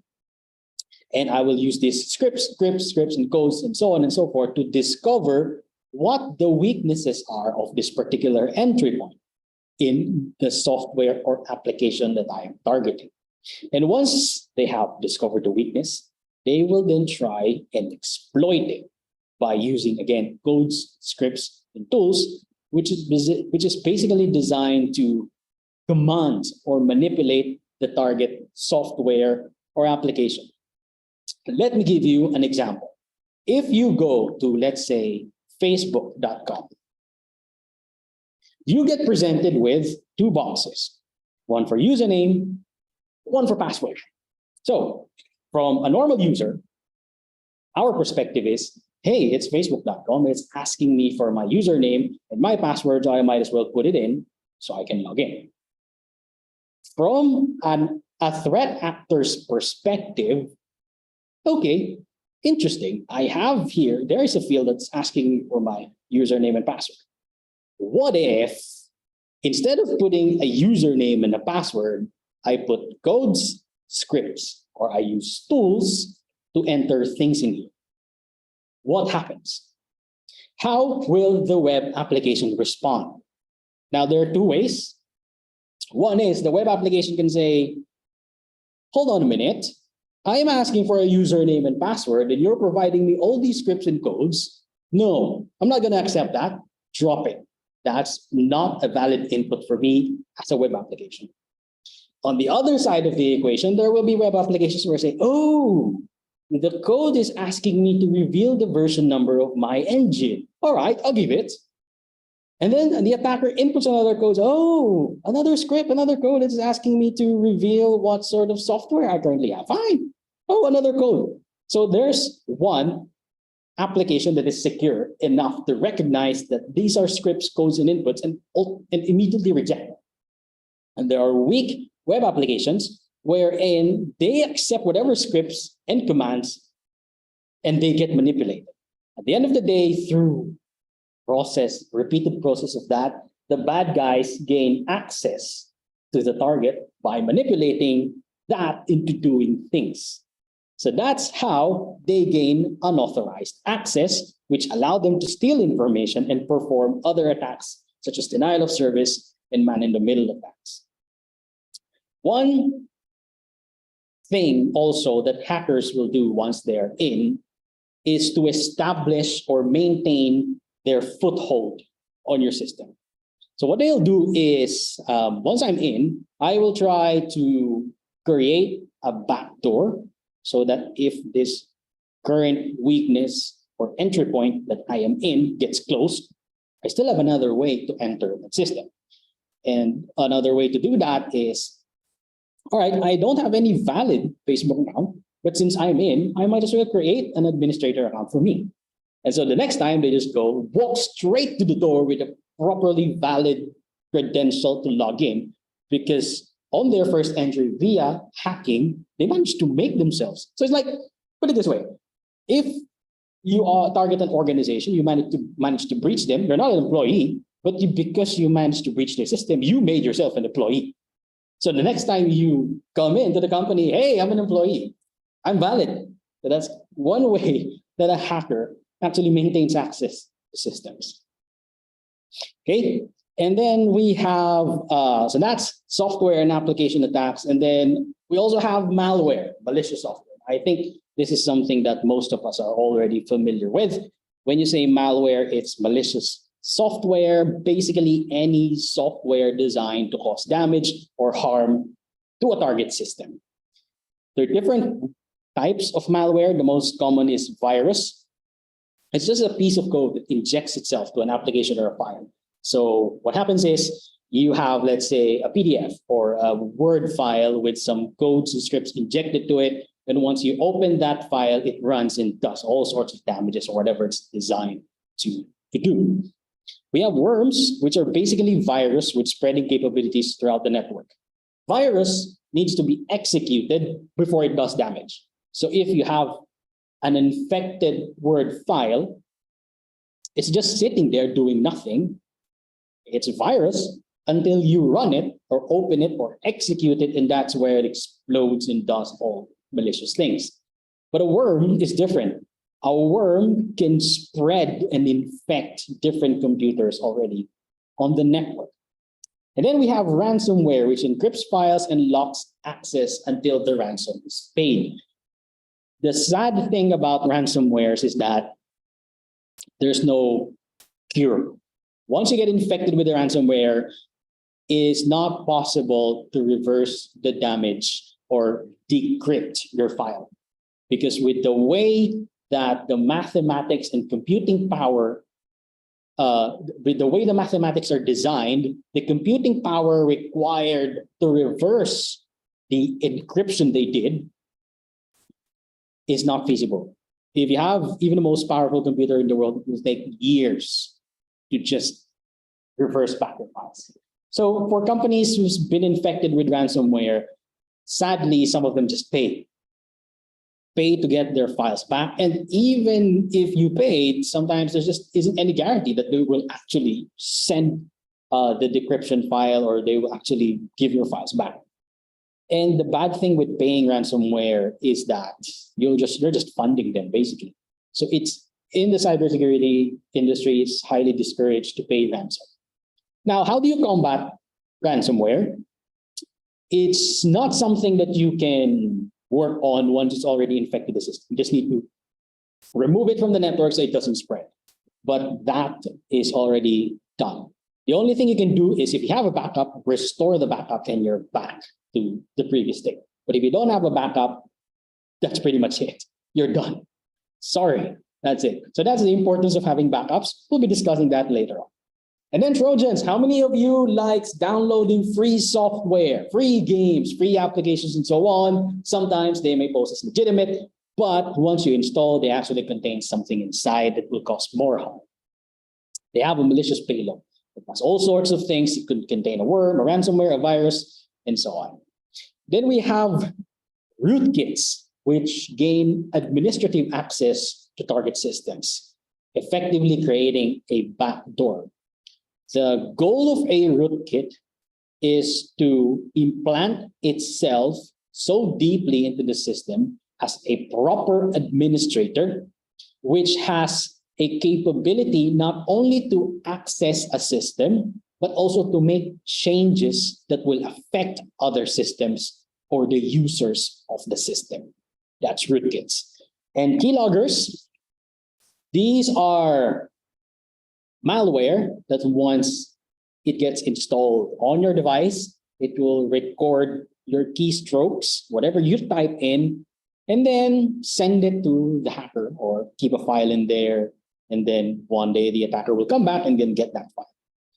The danger with keyloggers is if you type credit cards, passwords, secure accesses, and so on, it's all recorded by the keylogger, which means once it gets sent to the hacker, they have now a copy of your credit card, access credentials, and so on. Now, the goal of cybersecurity is to reduce operational risk. Having discussed about the threat actors and the CIA triad, and we have also discussed the definition of cybersecurity, so we now understand what cybersecurity is, what it's supposed to cover, what it's supposed to do.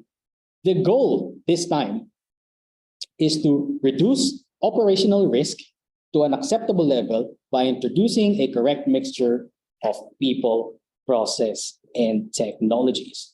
So in a way, you might be thinking about cybersecurity. All along, I thought it's about completely eliminating all possible attacks. Or if I am cyber secure, I should not be getting an attack. Or if I am cyber secure, there's no way I'm going to be breached. That is a wrong belief. In cybersecurity, the question which asks, all right, we've deployed systems, we've paid this, and that, we've done all this. And then you ask, are we going to get hacked now?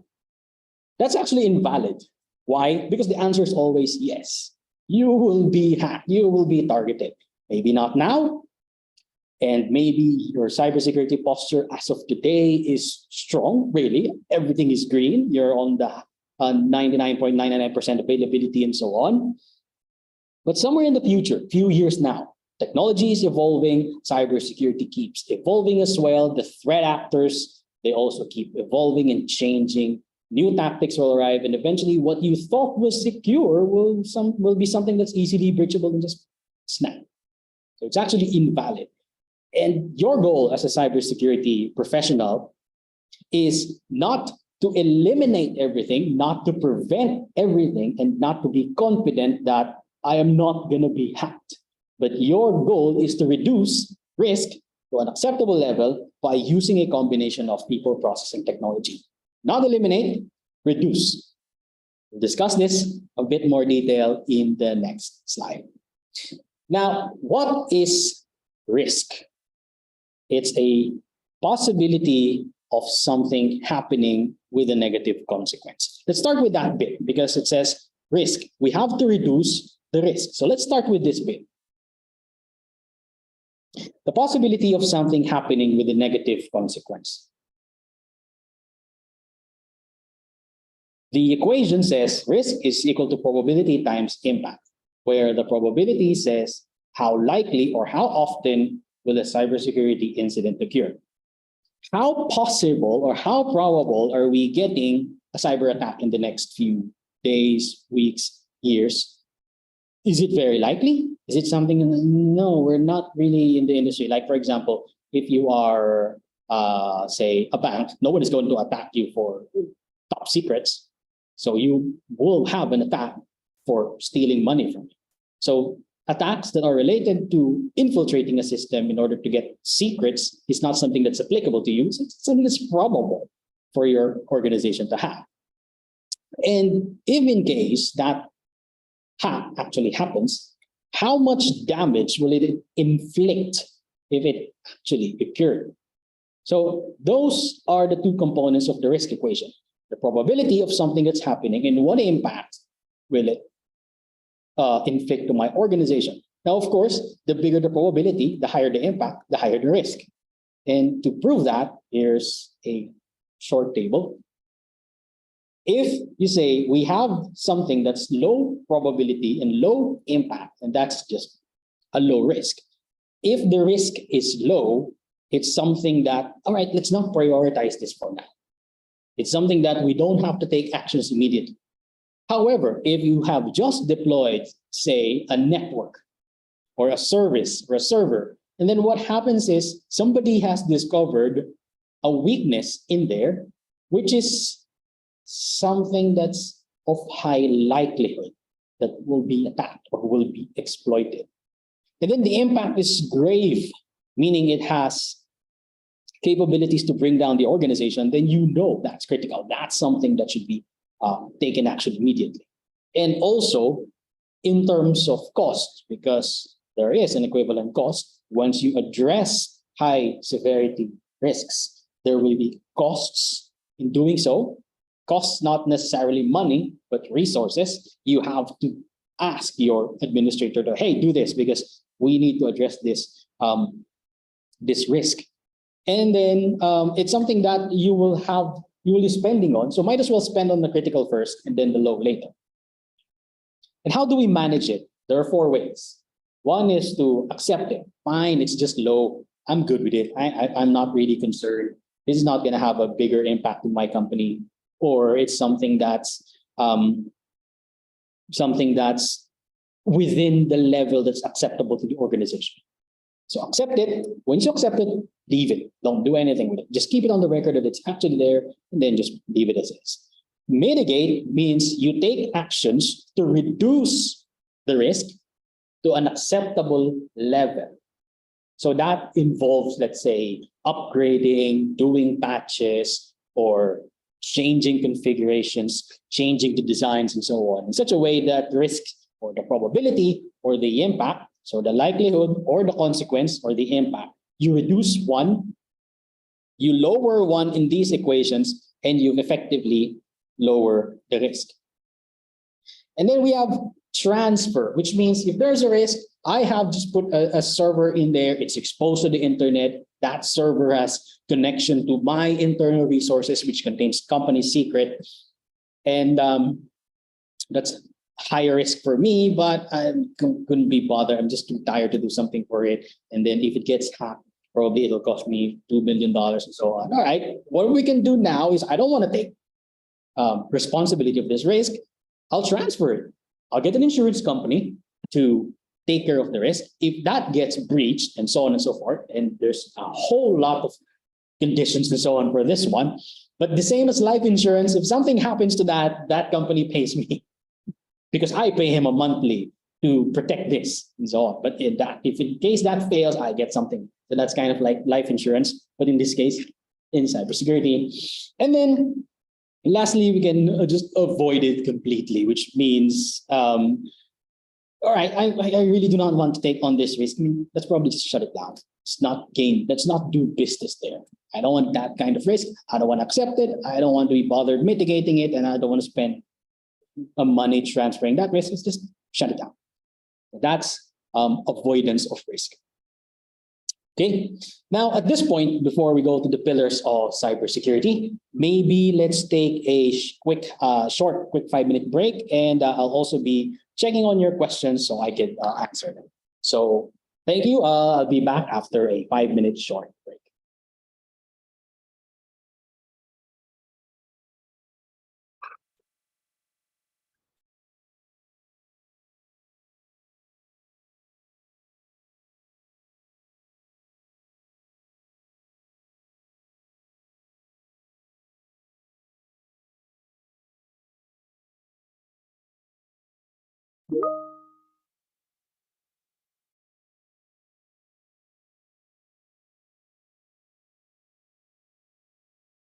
As an archipelago, the Philippines relies heavily on communications and logistics networks to connect its various islands and regions. Limited connectivity affects the delivery of public services and poverty alleviation programs that help improve the quality of life of citizens, as well as hamper economic growth.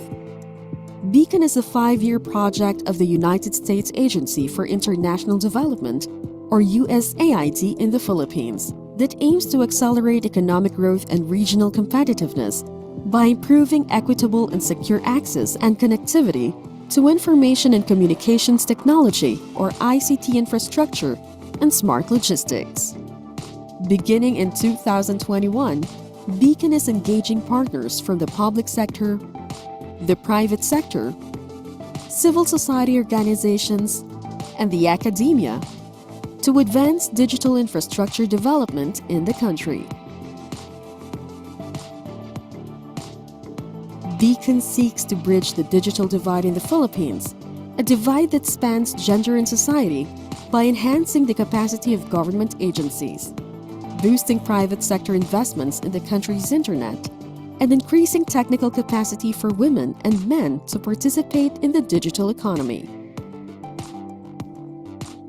Beacon supports the improvement of policy and regulatory action and reform, coordinating with government and regulatory agencies to improve governance and sustain competition in the ICT and logistics sectors.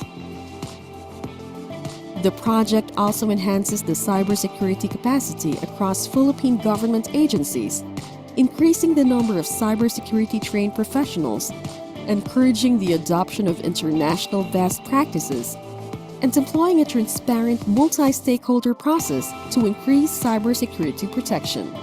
Through Beacon, USAID and its partners will help advance resilient digital infrastructure development in the Philippines, helping Filipinos across the country grow and prosper through the digital economy.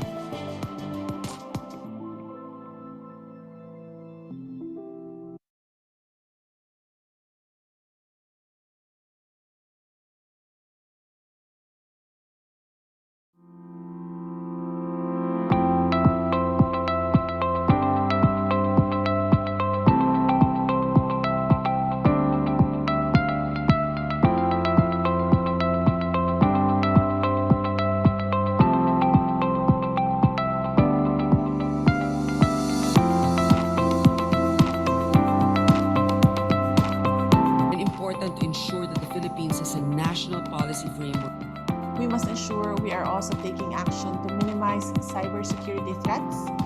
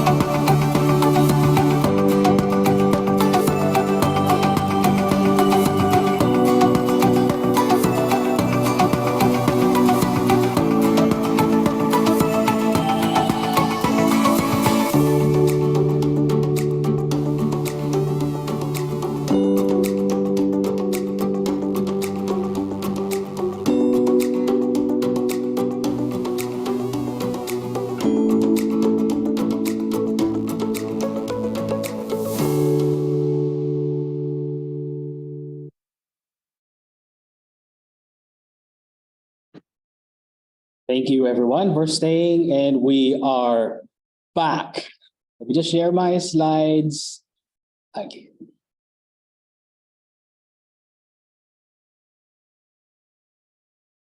Right. I think everybody can see my screen. I have some questions here.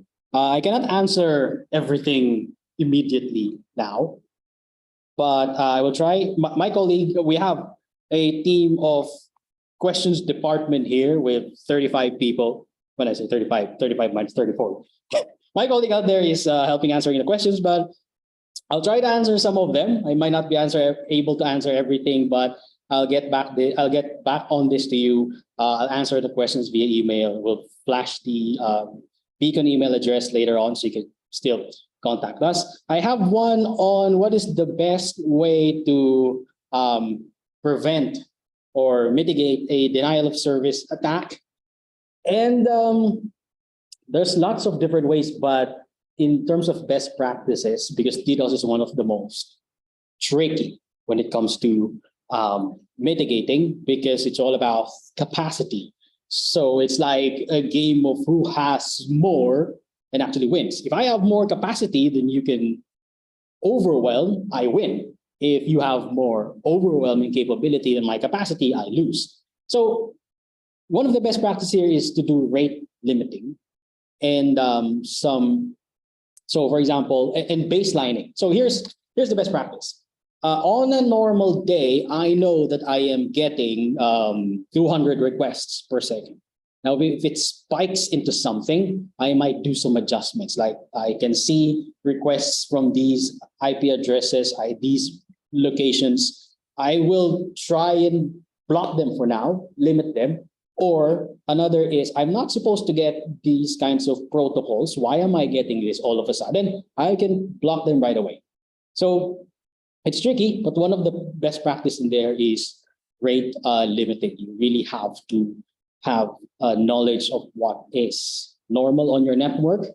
And then once the flood comes in, you know the normal, you would be able to identify which ones are the normal and then just eliminate them. So at least you have maintained the service available to your users.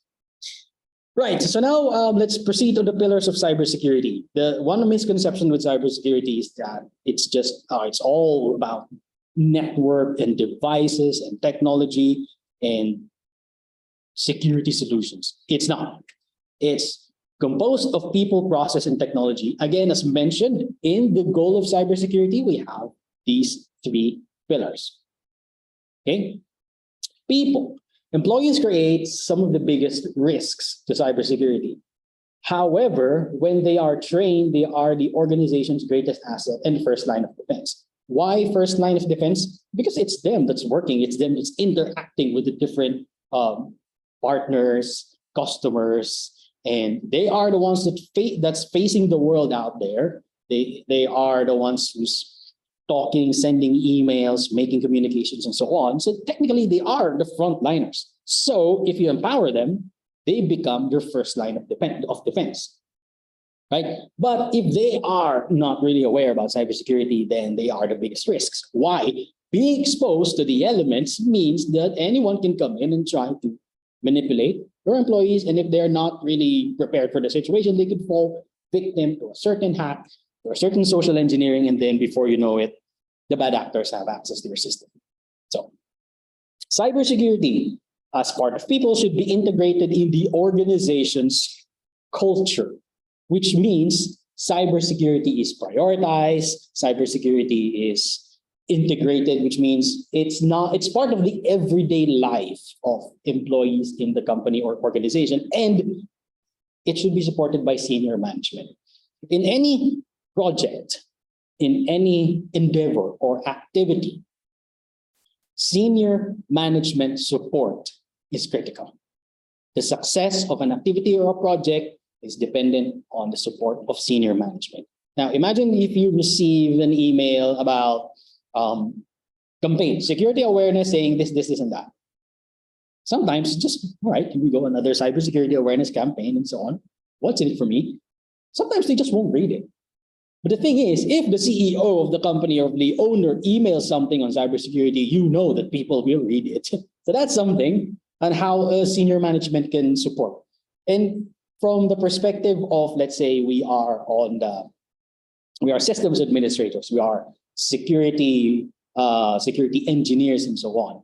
If we see something, let's say something, and then hopefully get it across our managers who can then get it up to senior management in order to do some, let's say, organizational wide changes to address a certain cybersecurity issue or a glaring cybersecurity risk. And effective and continuous security education, awareness training done to the employees enables them to identify and evade attacks. Again, they are the first in line. They're the first ones to see social engineering attacks and so on. And so if you enable them with continuous security education and awareness training, they would know what to do and they would be able to evade these kinds of attacks, or more importantly, report it. So it's not something as part of enabling them, as part of training them. Guys, if you see something, say it. Don't just leave it.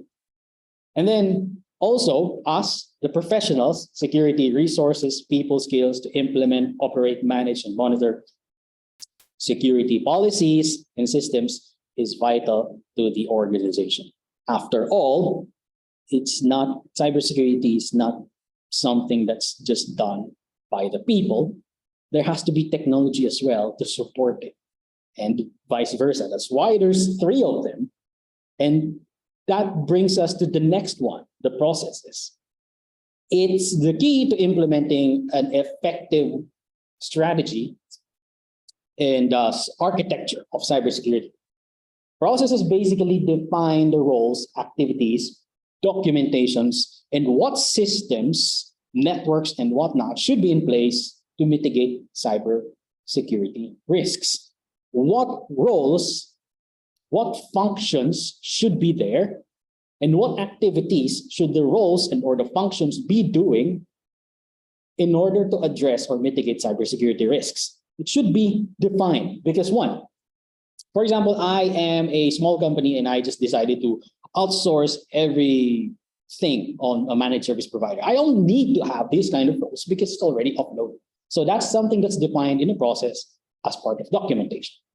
And also it outlines who uses which tools and identify when to test and evaluate defenses, identify, categorize, and address security issues as part of the process. There has to be a document that says or outlines these people will use these tools, and then there should be a process which says every this, and that we evaluate our defenses. I think there was a question about how often should we be doing vulnerability assessments and penetration testings, and there are standards out there which says this should be done this frequently. There is not a single best practice or standard that's applicable to all organizations. It's actually dependent on the organizational risk appetite. Put it this way, I have a web application, and from time to time, every quarter, I do change in that. Now, from a perspective of the organization, I cannot really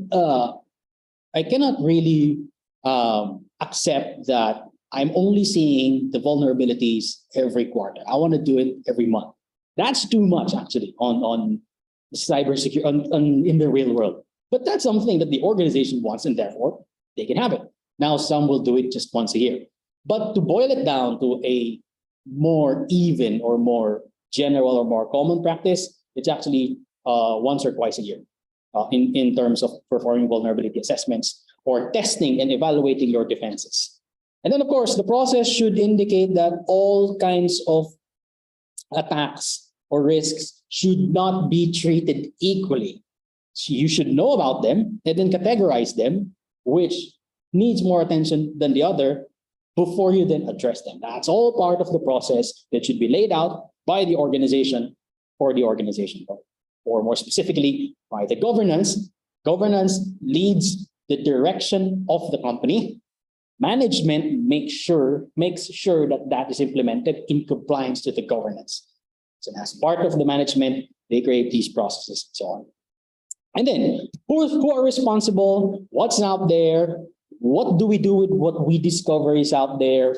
What are we going to use on what we discover that's out there with about different cybersecurity issues? And are some of the items that process in general cover and answer.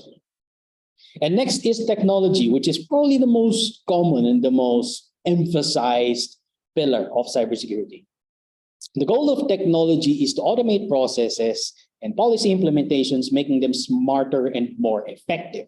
The right combination of technology solutions should be used, integrated, optimized, and then ensure good security posture and avoid security gaps. The right combination of technology, and this is where it kind of gets what do you call this? This is where, in the real world, what's happening is sometimes it's the vendors who dictate what we should have. If what happens is they recommend these technology solutions. Oh, you need this, you need this, you need this, and so on. The thing is, it should be the other way around. If you have people who are trained and who has the skills in place, and they have the proper process, and then policies are created, the organization understands cybersecurity, risk management, and so on. From there, they will be able to identify what they need and then translate it and then to technical requirements, to which what solutions out there will solve this requirement. It should be in that process, not the other way around. It should not be that the technology providers and so on will say, you need this, you need this, you need this. Maybe, but not really urgently or critically. I need that, but it's not on my pipeline. It's on year 3, probably. So I have to prioritize this first. That's and that's again, the right combination of technology. You don't just put in more and more technology and just get lost with a lot of things happening. How do I manage all of these now? And then the combination is meant to address threats on different environments and work cohesively as a complete security fabric covering the organization. Complete security fabric doesn't mean every single solution out there. It's a complete security fabric that's designed for the organization, which covers the organizational requirements, which takes advantage or only gets the solutions required to cover the organizational requirements, not to get everything out there and try everything out there. So that's technology. And here are some of the sample technologies we have on network security: firewalls, intrusion detection or prevention systems. These are basically network security devices that sit somewhere in the network, in the middle of the network, or strategically placed around, and they monitor the traffic, trying to detect which ones is legitimate, let it pass, which ones are containing malicious payload. All right, block this or notify the administrator about something's happening, something's going on. Firewalls, on the other hand, is mainly used to protect the perimeter. So you have your house, and then your fences, and the firewall is acting your fences. And there's also a concept on using firewalls internally on different segments of your network, wherein before a certain segment of your network is able to communicate with another segment inside your bigger perimeter, they have to pass to another firewall as well to ensure that all traffic inside is being monitored, or to make sure that only those who are allowed to communicate, segment 1 to segment 2, you are allowed to talk to each other only through this kind of protocol. The rest of the protocol is blocked. That's the job of the firewall. And then endpoint security, we have antivirus, the ones you use on your laptops, or if you use antivirus as well on your mobile devices, that's good. And then endpoint detection response goes even further, not just by detecting viruses or malwares, but it also checks on what are the currently running processes, what are activities happening on endpoint, and be able to work out if something is odd or not normal. Because an antivirus basically will just check files. Is it malicious? Is it not? All right. But an EDR goes a step further by actually understanding what's happening, right? Application security, we have web application firewalls that are designed for web applications. Now, remember that example I gave you about Facebook login where you can input scripts and codes to the input fields? A web application firewall is one of those devices that are capable of understanding what's happening on those input fields. A normal firewall, cannot, because it's designed for the network, and the firewall or the WAF is designed for web applications. Database security, secure coding, and then we have encryptions, backups, and data leak prevention for data security. Data leak prevention is you can define on the DLPs where my company only uses Word. We're not really using, let's say, PDF. This is weird, but that's just an example. So what I'll do is I don't want PDFs in my company or everything, or I think this is a better example. Once it is PDF in my company, anything PDF means it's critical. So what I'll do is I'll define on the data leak prevention that anything that's PDF should not leave my premises. It all should remain in here. So the data leak prevention prevents that from happening. Then for access security, multi-factor authentication, and privilege account management, we'll be discussing this later. And then security operations. Of course, somebody has to be monitoring whatever is happening as these devices are operating, like analysis of logs and detecting. And then this is a concept of cybersecurity in terms of technology, where it's called defense in depth. Or in another easier or in more basic is layered security, wherein I have mission critical assets. Before I can gain access, I have to pass through the perimeter, be allowed on the network security, endpoint, application security, data security before I can even get access to that. If the perimeter fails, there's still the network, there's still the endpoint and application security, making the life of the hacker more difficult before they can get to your mission critical assets. Right, let's go through the cybersecurity protections. These are basics, some of best practices that you might have encountered, or something that hopefully you might learn new things on this session.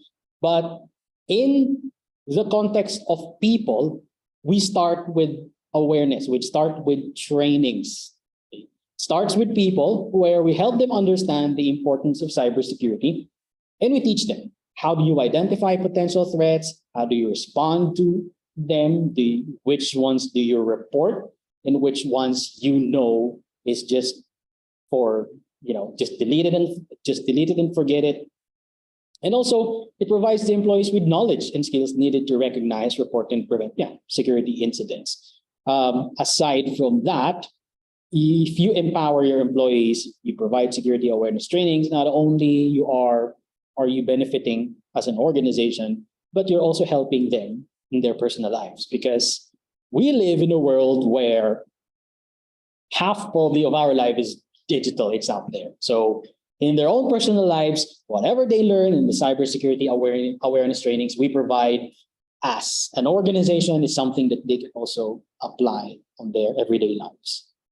Okay? And then framework adoption. This is the job of security governance. And this covers the process portion of the cybersecurity pillar. Framework such as the NIST CSF or the National Institute of Standards and Technology Cybersecurity Framework, or CSF, are sets of documents describing guidelines, standards, best practices designed for cybersecurity risk management. Notice risk management. What is risk management? We either mitigate, we either avoid, we either transfer, or we accept. Okay, so it's all about risk management. The best practices, standards are designed so that companies and organizations would be able to better manage their risk. Not eliminate, not avoid completely or not ensure or not go after the idea of we wanted to be established as a company that's not going to be breached. We're strong like that. No, it doesn't happen in there. And to that, I also saw a question on the Q&A box about best practices and so on. When, like, for example, when it's the how often do you do VAPTs and whatnot?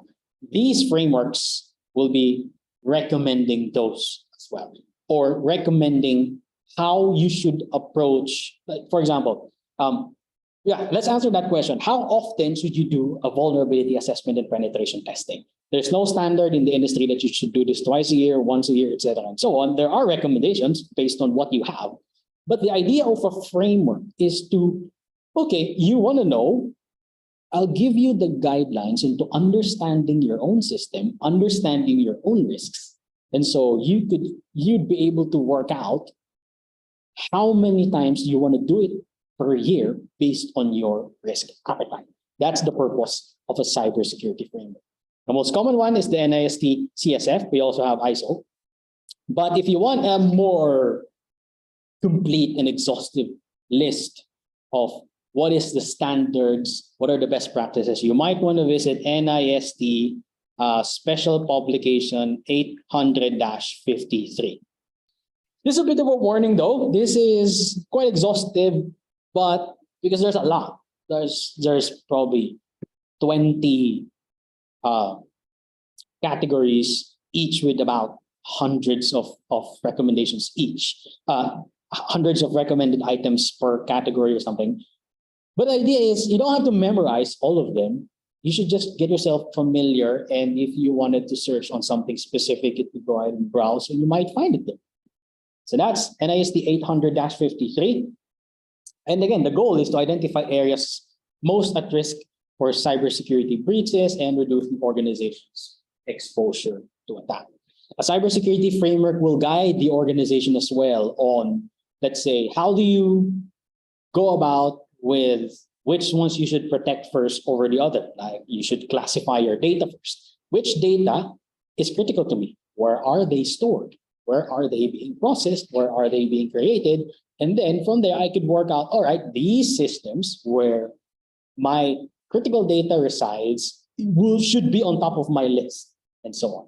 And how do you classify data, and so on and so forth, are all contained on a cybersecurity framework, which is to be an organization's governance should adopt one as a direction to follow when it comes to cybersecurity. Because even in life, we don't have your own direction and things you wanted to do, goals and whatnot. It's difficult.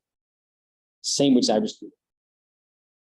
Anyway, let's go through another set of cybersecurity protection, which is segmentation and traffic filtering.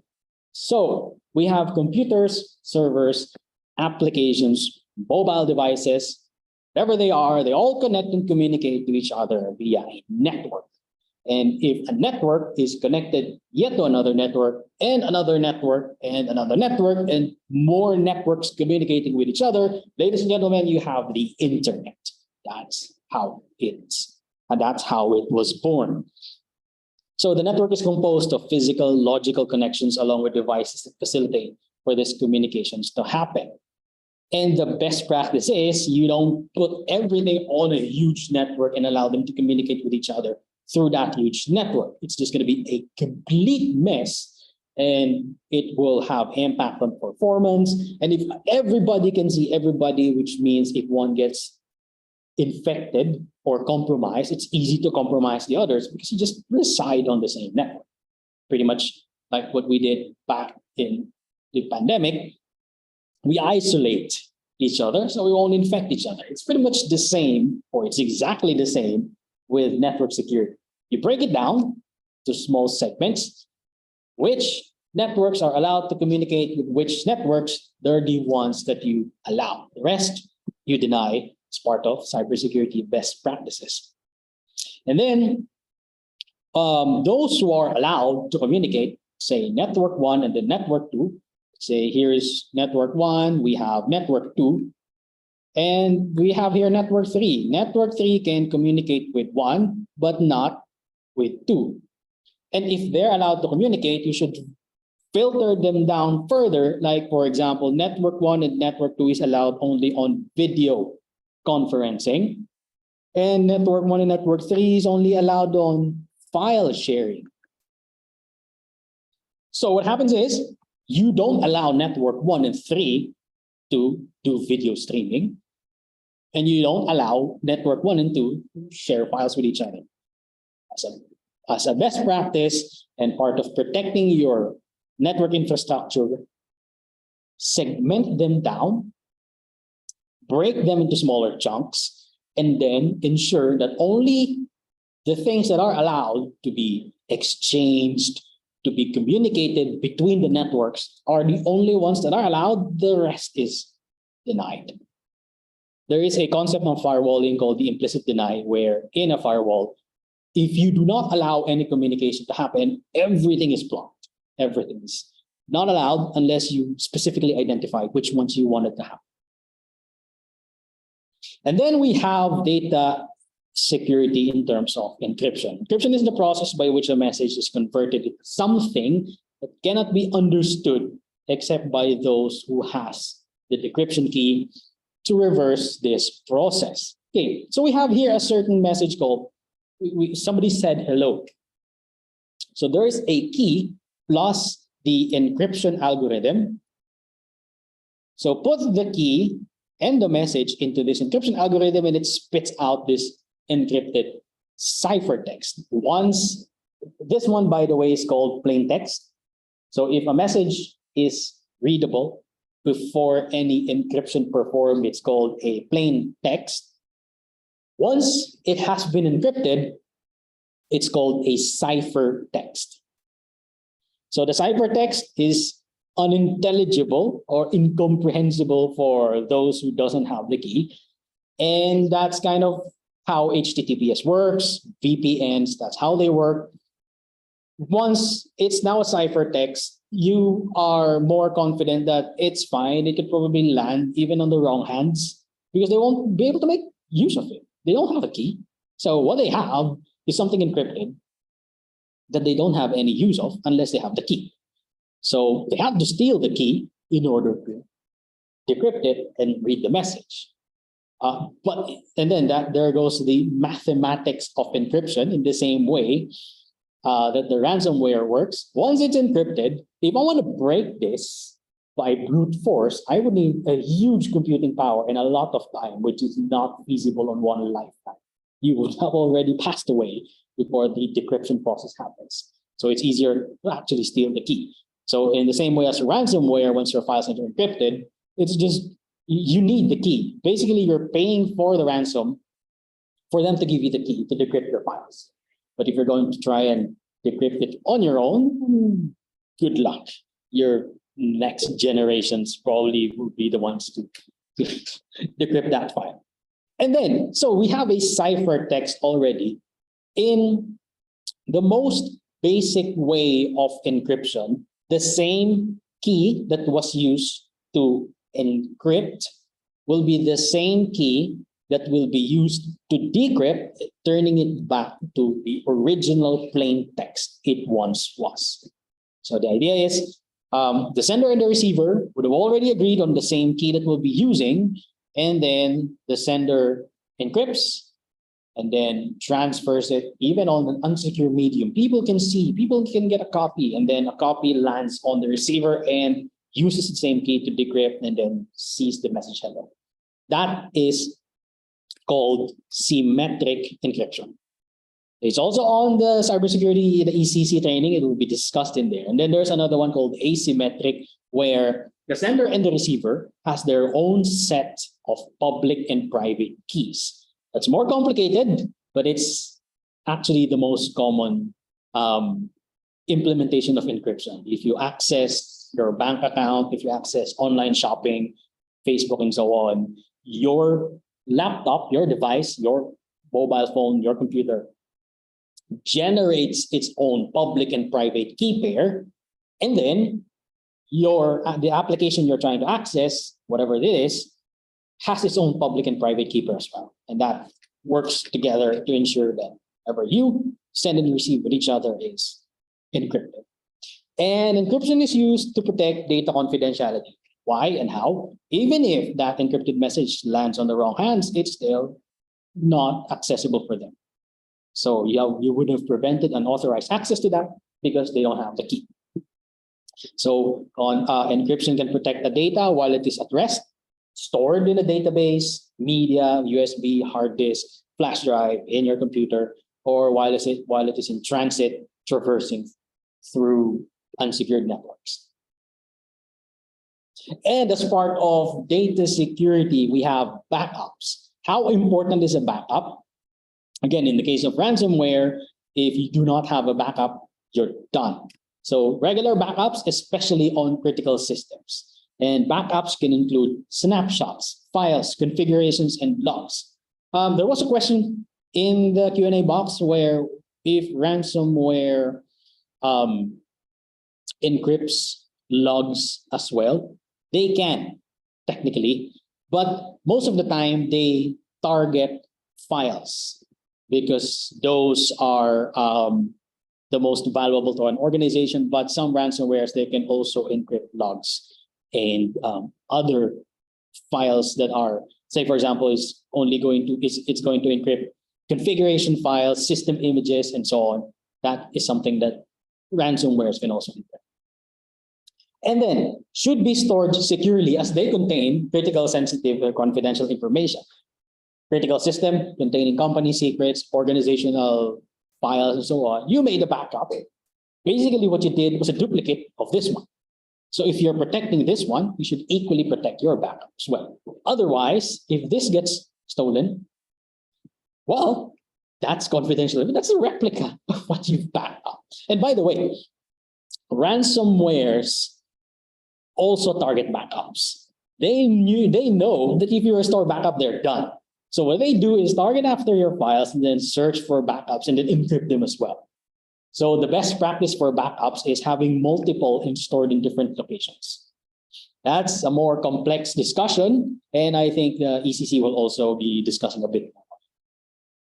And then here's one thing that companies or organizations don't typically do. It's testing regularly their backups, test restoration to ensure that they are working in the event of an incident. Why? You have complete backups of many things, of your assets, and so on and so forth. Ransomware comes, you try and restore, and you just realize you've been doing backups the wrong way and it wouldn't restore the way you wanted it or expecting it to.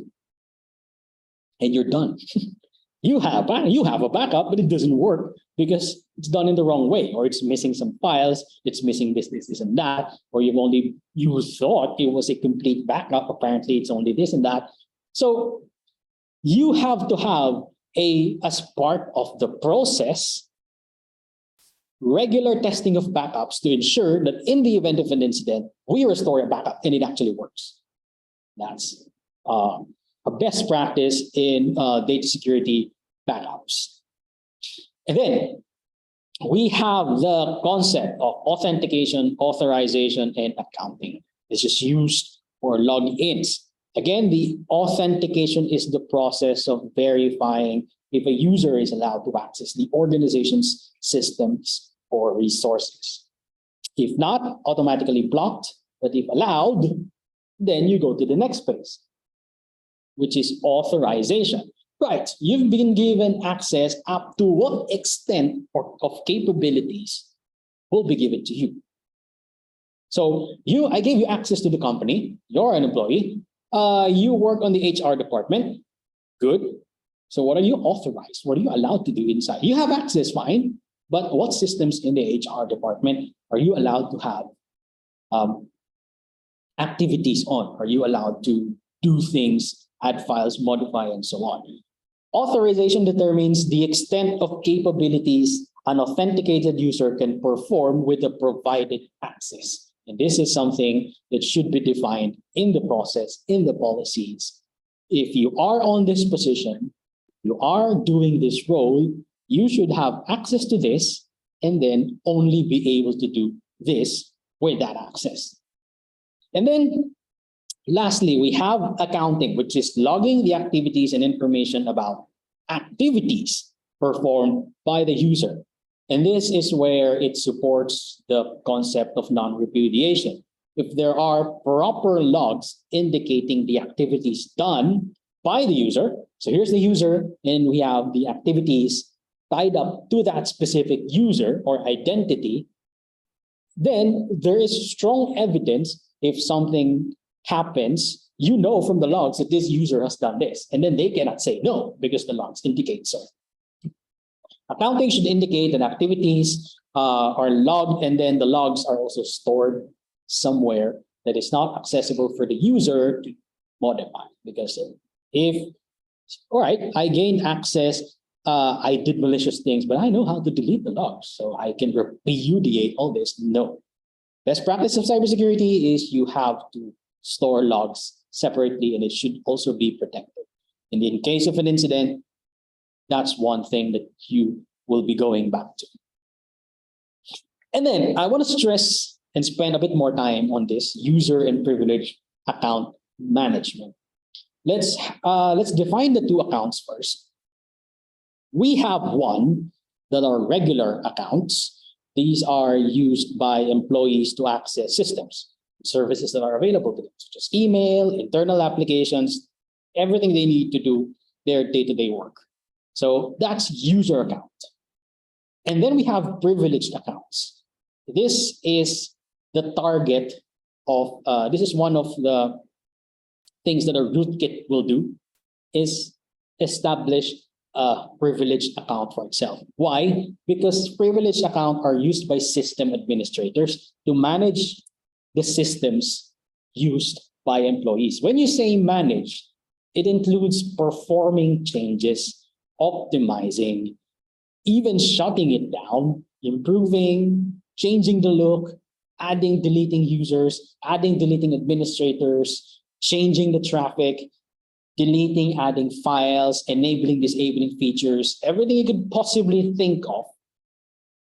It's like if you have a phone, everything that you can do on your phone, you can do because you are a privileged account on your phone.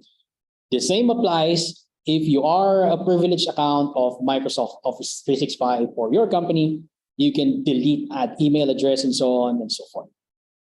That's why rootkits want this, because they can now do all sorts of things. When rootkit has created its own account in there and then created a backdoor for the attackers to come in another time, then the attacker has a foothold that it can use to then move to other systems that it can see and also maintain.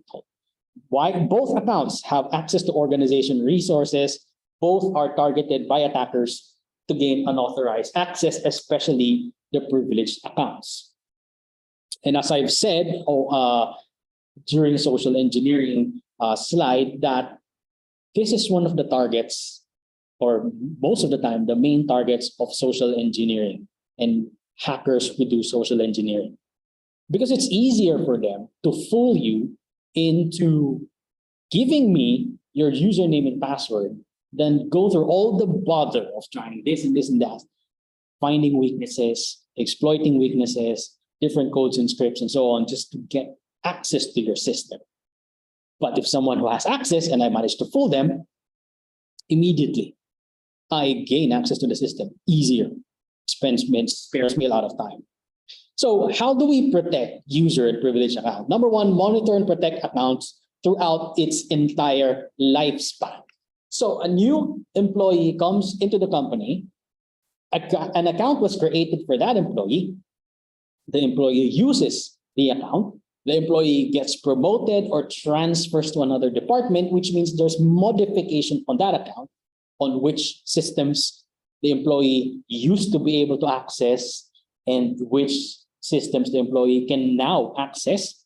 And eventually that, if the employee retires or resigns, that account should be deleted. Now, from the moment an account was created to the moment it was deleted, there should be a proper management process for it. So once the account is created, by default, a new created account should have absolutely zero access. That's the best practice. And then you slowly give it access that it's allowed. So the more you give it, the more access it has. And the problem with having no account management is, and this happens in the real world, where an employee used to be HR and then has transferred, say, to IT department, but his access as HR employee, former HR employee, was not removed. So what happened was he gained another access to the IT, but still has access to HR, which means if an attacker manages to compromise that account has access to HR and has access to IT. It's a bit of a bonus for the attacker this time. Because I hacked an account, I thought I could have access to IT. Oh, I have access to HR as well. So that's part of management. How do you go about managing the different capabilities of each account, whether user or privileges, throughout its entire lifespan? A best practice is to do regular review of the valid accounts and then ensure that the correct access and privilege is assigned. You'll discover someone who has access to this. That's for testing. He's done that 5 years ago. No, remove that access already. He doesn't need that. Or you find accounts which has, hold on, I think this account was from a former employee. He's no longer connected to the company. Why is it still there? This should be disabled. This should be deleted. So, and then all invalid, this will be now invalid because he's no longer a member of the company, should be either disabled or deleted. And those who have excessive privileges, they will be trimmed down to the privileges and allowed access that they should only have. That should follow the guidance from these two concepts called need to know and least privilege. The need to know says that only those systems or resources that the account has legitimate or justified reason to have access will be provided.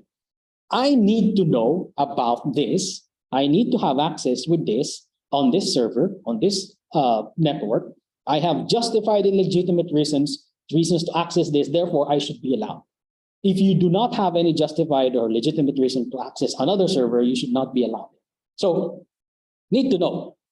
Only those that you need to access should be provided to you, nothing else. If you're HR if you're HR, for example, you don't even need to access the entirety of all HR resources. If you're, let's say, compensation and benefits, you probably just need to access that subset of the entire HR. You only need to know that. It doesn't mean because you're HR, you also need to know the payroll and so on. So that's need to know. Only what is required of you. And then least privilege, you have access to compensation benefit systems, whatever is that, no idea. I'm just setting examples, just sharing examples here. Only the bare minimum capabilities to completely perform your task in that system will be provided to you. So you do not have any other capability in that apart from what you need. Bare minimum. So that's why you might have encountered, say, for example, there are approval processes wherein you do that, and then on the same system, a higher, let's say your supervisor has to go to the system and approve it before it gets up and so on, because your privilege is just to do this. The supervisor's privilege is just to do this. The least amount of privilege for the supervisor to do their job, and for you to do your job.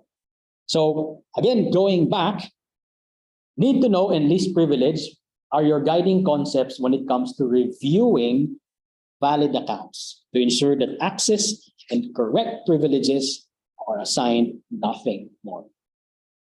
And then how do we protect privileged accounts in terms of usage? So number one, strong passwords must be used. We're all familiar with this. The best practice is to follow your organization's policies regarding this. I think the minimum now is 14 characters long with combination, of course, uppercase, lowercase, and special characters, or you can do passphrases. But sometimes passphrases may be very, very long. Again, based on your organization's needs, some very long passphrases might cause lag or issues with the server accepting it. So it depends upon the systems, but at the very least, comply to your organization's password policies. Strong passwords, and then that's also one of the reasons. Has anybody wondered why passwords expire? You might find yourself, oh God, here we go again. I need to change my password. It's just been a month and so on. The reason for that is that, one, your passwords could have been stolen without you knowing. And number two, even if there happens to be a really powerful computer and you have 14-character passwords, and the powerful computer could break it in 1 month, by the time the computer has broken it, you would have already changed it. So that's why passwords expire. And there are also best practices on password where you should not be able to reuse the last 5 of your passwords. The system should prevent you from using your name, your birthday, and so on as a password and whatnot. As part of strong passwords policy and technology involved, again, the password expiry, and then 14 characters and so on. And then, at the minimum, employ two-factor authentication. And I think we're pretty much all familiar with this. The importance of having two-factor authentication. You have a password, and then there's a one-time PIN that you can only use for one time to support that password. If your password gets stolen and they try and log into your account, they would have the one-time password, which means your account remains safe from hacking. But if your password gets compromised, you should, even if the OTP protects you, you should change your password immediately. And as part of social engineering, that's why we always keep getting reminders, never, ever, ever to give your one-time password away. It should be you who received the one-time PIN. It should be you who's going to use it and input that OTP into the system. There should be no third party doing that for you. You should never give away your one-time password. Okay. Now, there are different types of multi-factor authentications. It starts with something you know, in this case, a password or a PIN. It's something you already know. You've set this. And then something you have. Could be an RFID card, one-time PIN, some tokens and so on. It's something that you easily take out or something that you use. You don't know it because you don't know what exactly, like one-time PIN. You don't know what your one-time PIN is going to be. But once it arrives, it's now something you have.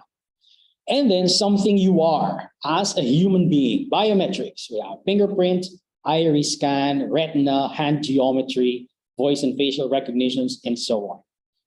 So the best practice is to use at least 2 of these, but not the same. There's no point in having 2 passwords or 2 PINs. They can both be stolen and used together or in consecutive to access your account. So the idea is to use different 2, or you could use all 3 of them. But the more secure one is if you use biometrics. Passwords can be stolen. One-time PINs can still be stolen, although difficult. But your fingerprint is even more difficult to steal. The world is slowly moving passwordless. So if you are using biometrics to log into your phone, thank you. You are making the world one human more secure. So there. Two-factor authentication, use any of these, but not the same factor. And in terms of password management, there are also password managers out there. There are some free password managers. There are some paid password managers, because in our lives right now, digital lives, we have lots and lots of accounts and we manage lots and lots of passwords. And as human beings, we're not optimized really for this. So a best practice is to offload that to something whose only job is to manage passwords and protect it. So there are password managers, password vaults. It may be a bit on the side of, hold on a minute, I'm putting all my passwords in one vault. which means if that vault gets compromised, all my passwords are gone. Well, it is true, but the benefits of having a password vault protected by a secure master password and then multi-factor authentication, could be any 2 or 3 of these, the benefit of that outweighs the risk of you managing your own passwords, because again, as humans, we're not really optimized for this one. Chances are we're just writing our passwords somewhere, using the same passwords repeatedly on different accounts, or just like in social engineering, is a name of my dog and the year that I graduated in school, which is something that's easy to figure. So the benefits of having a password manager to manage all your password outweighs the risks of it being compromised, because its only job is to protect your passwords. But still, there are risks, and it's in the best practice of cybersecurity. It's more secure to do that, but it all boils down to the organization or you as an individual, where no, that risk I cannot accept. I would rather manage my own password and take the risk and take that risk instead. So again, it all boils down to you, but the idea of using a password manager is something that's recommended. So you have a vault, it's protected by a master password and then multi-factor authentication. And then as best practice, you should also be regularly replacing your passwords and then updating it every month or 2. Okay. Then we have vulnerability assessments and penetration testing. Now, this is divided into 2. We have VA, which is all about identifying and quantifying and prioritizing vulnerabilities or weaknesses of a system.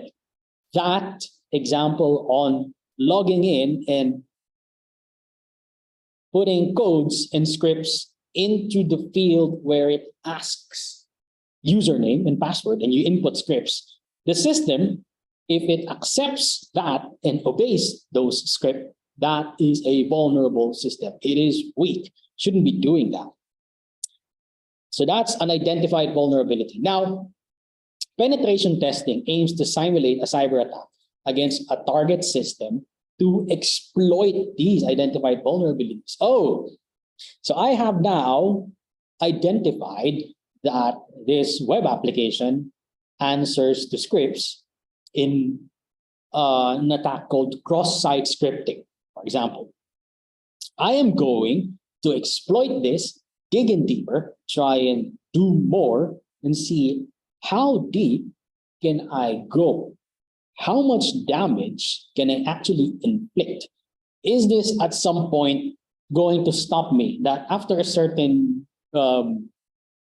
cycles or different issues of commands, there was a security software or security device that realized, hold on a minute, somebody's issuing scripts, stop this, stop this. That's it, done. So at least during penetration testing, it was realized I can only go up to that. Congratulations, your security device worked, but it's kind of late in the game. You should have acted early. Another thing is discovering that, oh, hold on a minute. After this first layer of the software or the application hesitating to obey my script commands, it's a freeway inside. I can now access the database. I now have access to the network and so on. That's something that will be discovered in the penetration testing. Simulating an attack to the target system and determine the extent of potential damage.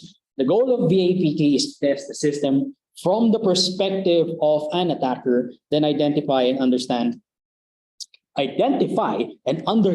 the system weaknesses. Not just identify, but have a good knowledge and understanding about what the system weaknesses are, what its risk to the organization is, the damage it will cause, and what sort of avenues it's going to provide to the attacker to gain deeper access to our systems.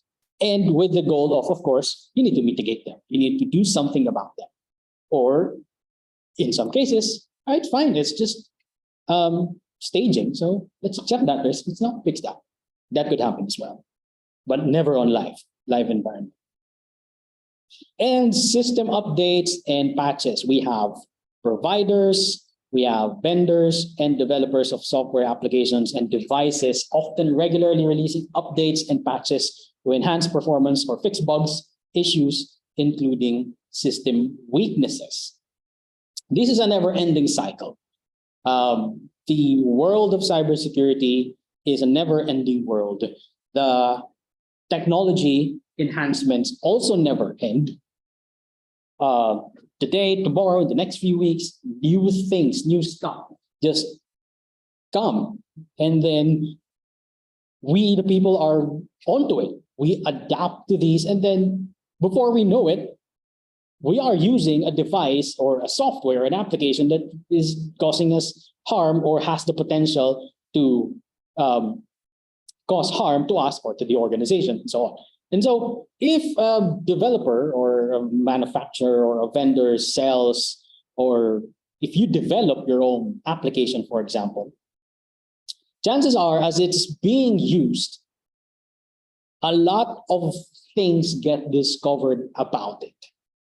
If you develop a software, you cannot predict that once it's been released to your customers or to whatever use it is meant to be deployed on, you cannot predict what sort of use cases, what sort of different combination of different things that's possible to happen on your software, like misuse, integration with another software, or bugs that will come around if you do certain things to it.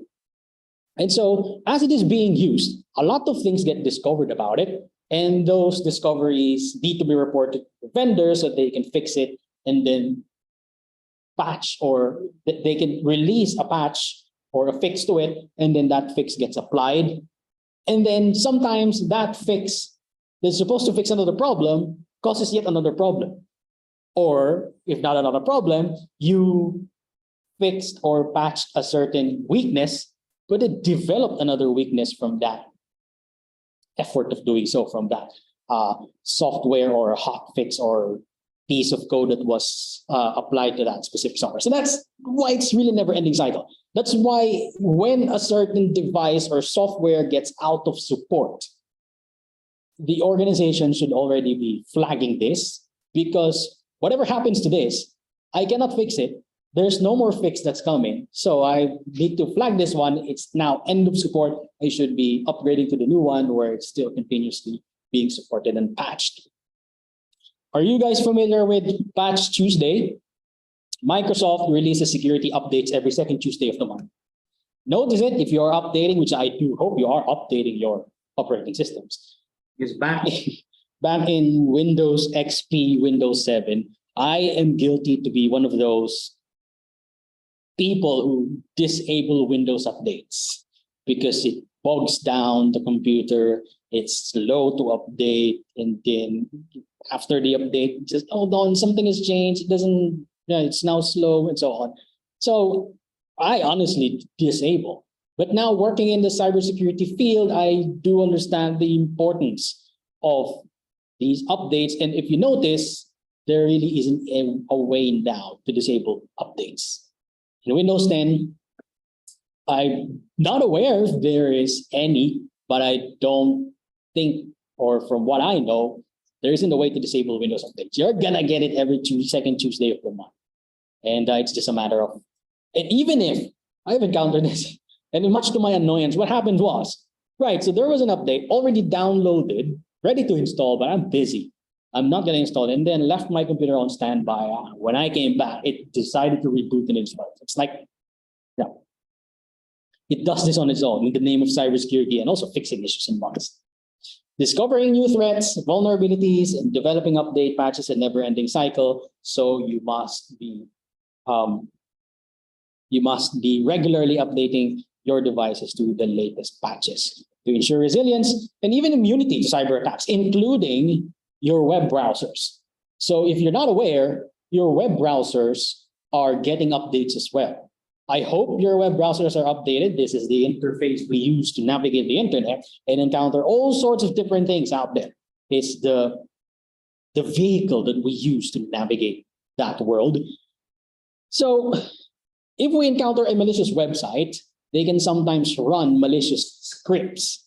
And if our web browser is updated from the web browsers, let's say Microsoft Edge or Mozilla Firefox, on their end, they're also doing threat hunting. What threats are out there that could potentially affect Microsoft Edge or Mozilla Firefox? Once they've discovered it, they update it, they do a fix, a patch, and then update it to Microsoft Edge or Chrome or Mozilla Firefox, so that when you browse the internet and you've encountered that threat, your browser is now immune to it or it's capable of blocking it.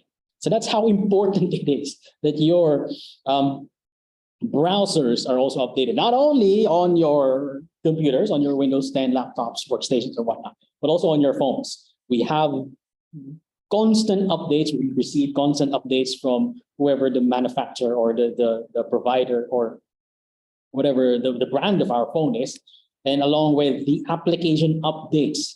So you go to Play Store, App Store, there are constant updates there. Why? Because of that purpose. And endpoint protection. So our anti-malware software or when you say malware, again, it's a generic term for lots and lots of different malicious software, should be installed on all applicable computers, devices, and workstations. It should cover as much as it can, although there may be some strong justifications on why you would not install anti-malware software on some devices. For example, if you have a critical device and installing an anti-malware bogs it down in such a way that it's causing outages and so on, or it's slow to use. Some organizations may accept the risk of not installing it, not installing an antivirus or an anti-malware to it, and then compensate it with, let's say, all right, you can't install an anti-malware on this, let's put it behind the security device, so at least anything that comes in and out of it is monitored.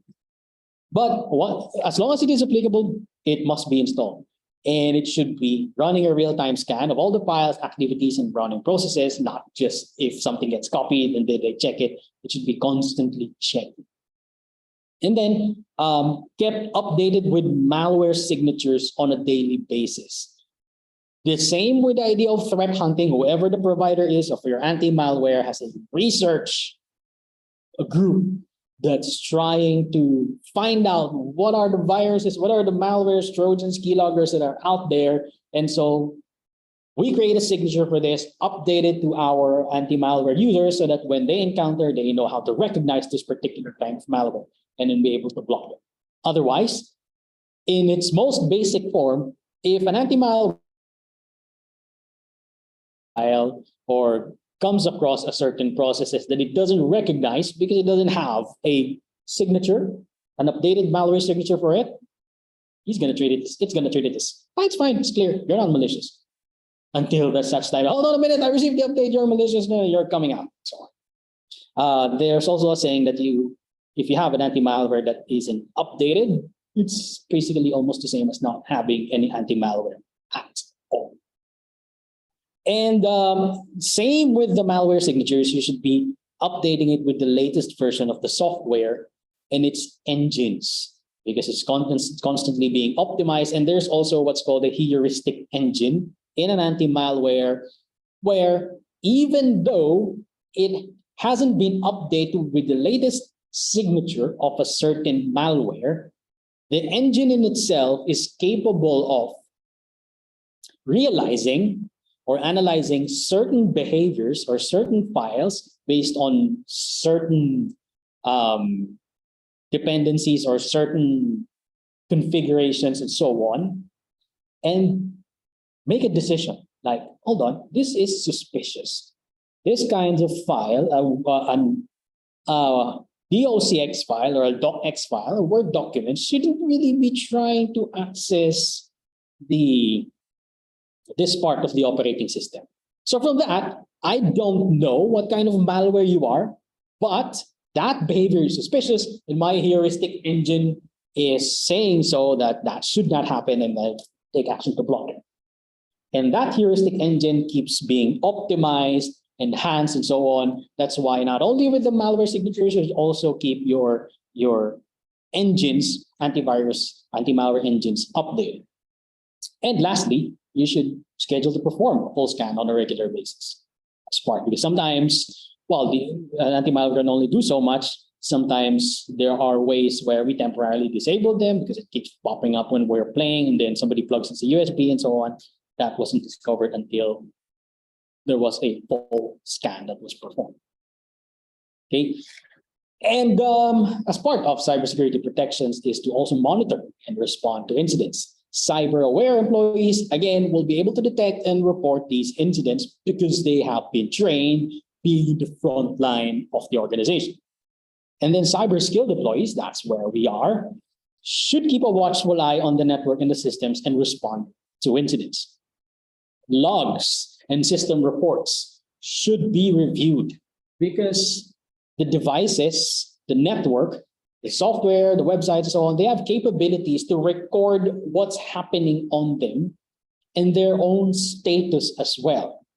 And they generate, sometimes they even generate report on a regular basis on their own. But the thing is someone really looking at this? And that's where the importance of monitoring comes into play, because we don't just configure and deploy them and leave them expecting they're doing their job. They are doing their job, but you are not, because you're not looking at them. You're not checking what they're doing, what's happening on them.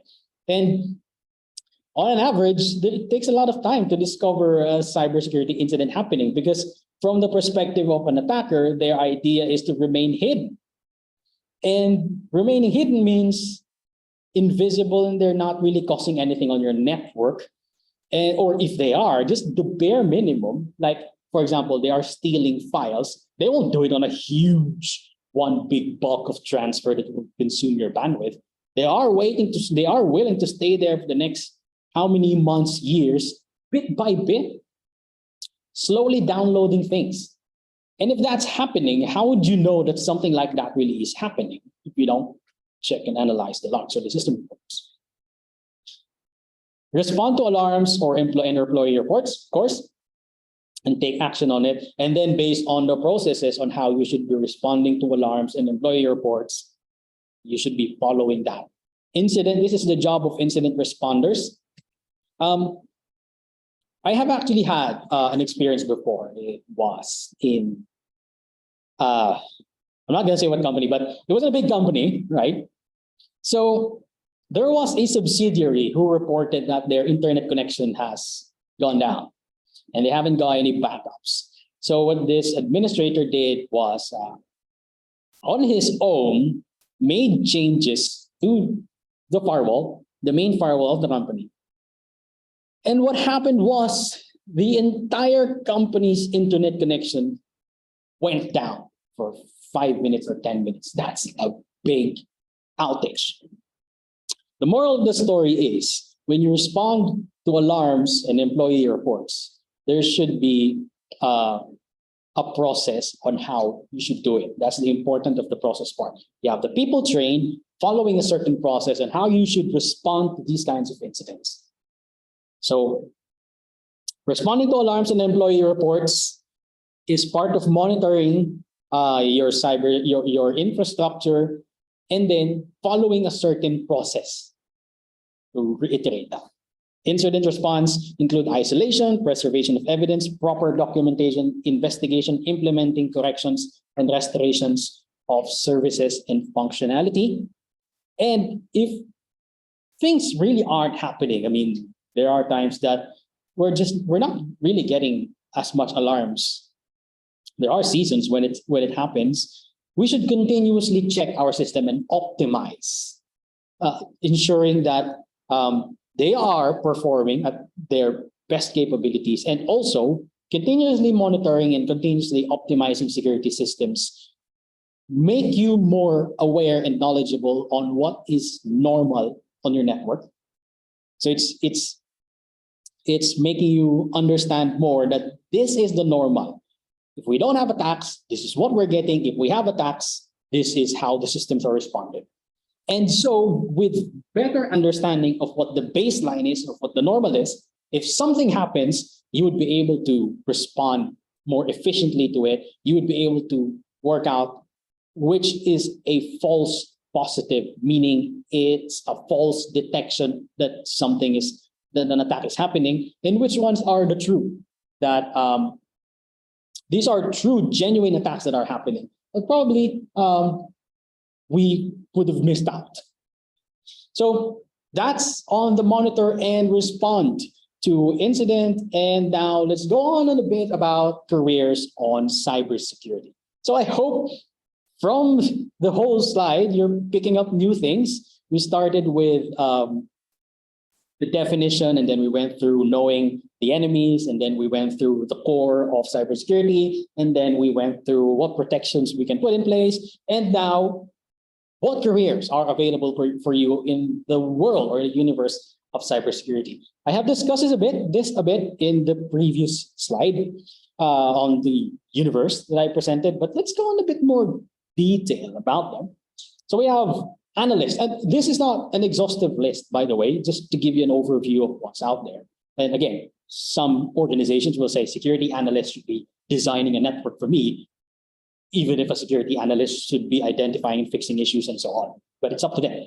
But again, to give you an idea, analysts typically analyzes, hence the job name, use analytical abilities to identify and fix any issues in a company's security programs. When you say programs, that doesn't necessarily mean a software program, but it's also a program that's designed to improve employee capabilities or awareness training programs and so on and so forth. And then also the systems. They provide recommendations to help improve the organization's security system. Okay, so a security analyst may do sometimes some vulnerability assessments, can do some risk assessments and so on. Again, depending on the organizations, but basically analyzing the big picture of things or a certain system or a certain network or a certain area of the infrastructure, and then providing recommendations to improve them. Next, we have an engineer and architect when it comes to, and again, this could be, you'll see these on the field, cybersecurity engineer, cybersecurity architect, information security engineer, information security architect, and so on. It's they may not be exactly the same, but they're pretty much similar on the job roles. Design and implement and tune effective combination of network and data controls to balance prevention, detection, and response. This is about, I have an infrastructure to protect.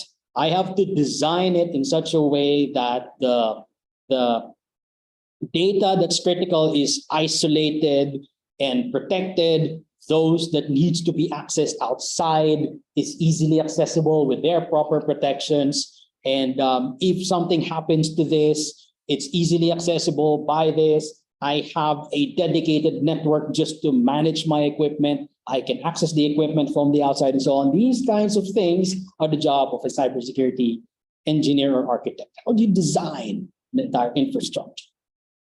And then the administrator comes into play, ensuring that proper maintenance and operation and configuration of security systems are being done. So once it's been designed by a security engineer or an architect, it's now handed over to the operations, where the security administrator is part of those who are. All right, operations has detected that you're missing these kinds of alarms and so on, or according to operations, it's been not really efficient because we see bottlenecks and so on. And so the engineer, an architect goes like, all right, let me change this. Let's do this instead. I'll route this traffic here and this secure, and then critical traffic or critical data access should be passing through this direction, and so on and so forth. And then, all right, security administrator, I've designed it, you implement it. You do the changes to configuration and so on. That exists.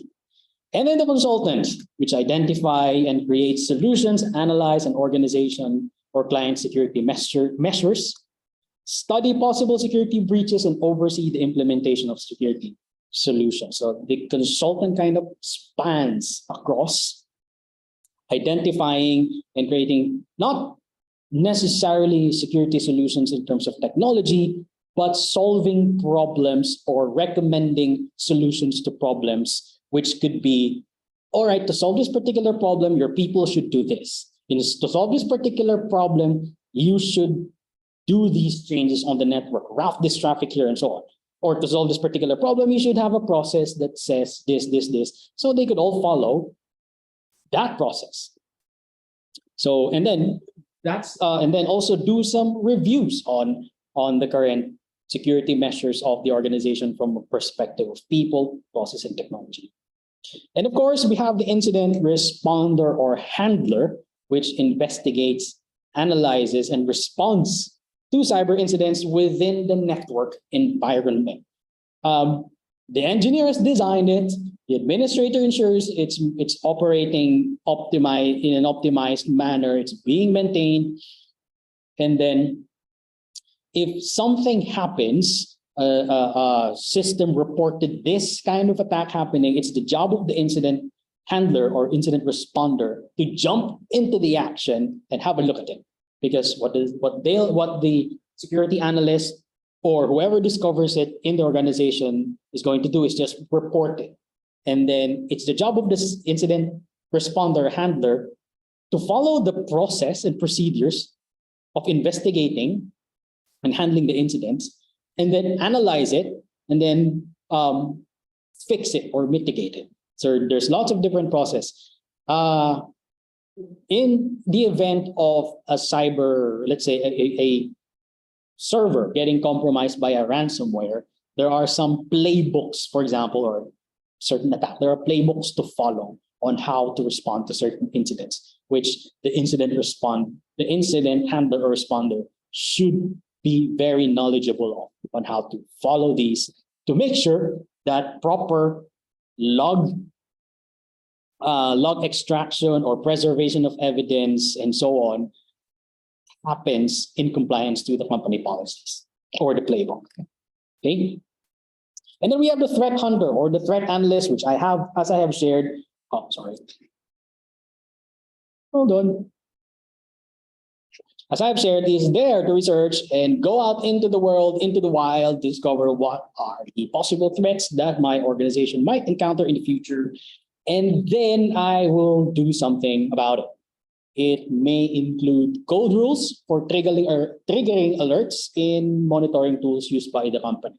It's like giving the monitoring tools a sort of signature or an update, or configuring them to recognize these threats that are out there. And threat hunters or analysts use threat intelligence, information sharing, and it's quite an interesting job, actually. If you are really into the technical nitty-gritties, this might be a job for you. But if you want to be a hacker, an ethical hacker, then a penetration testing job is probably the job that's for you.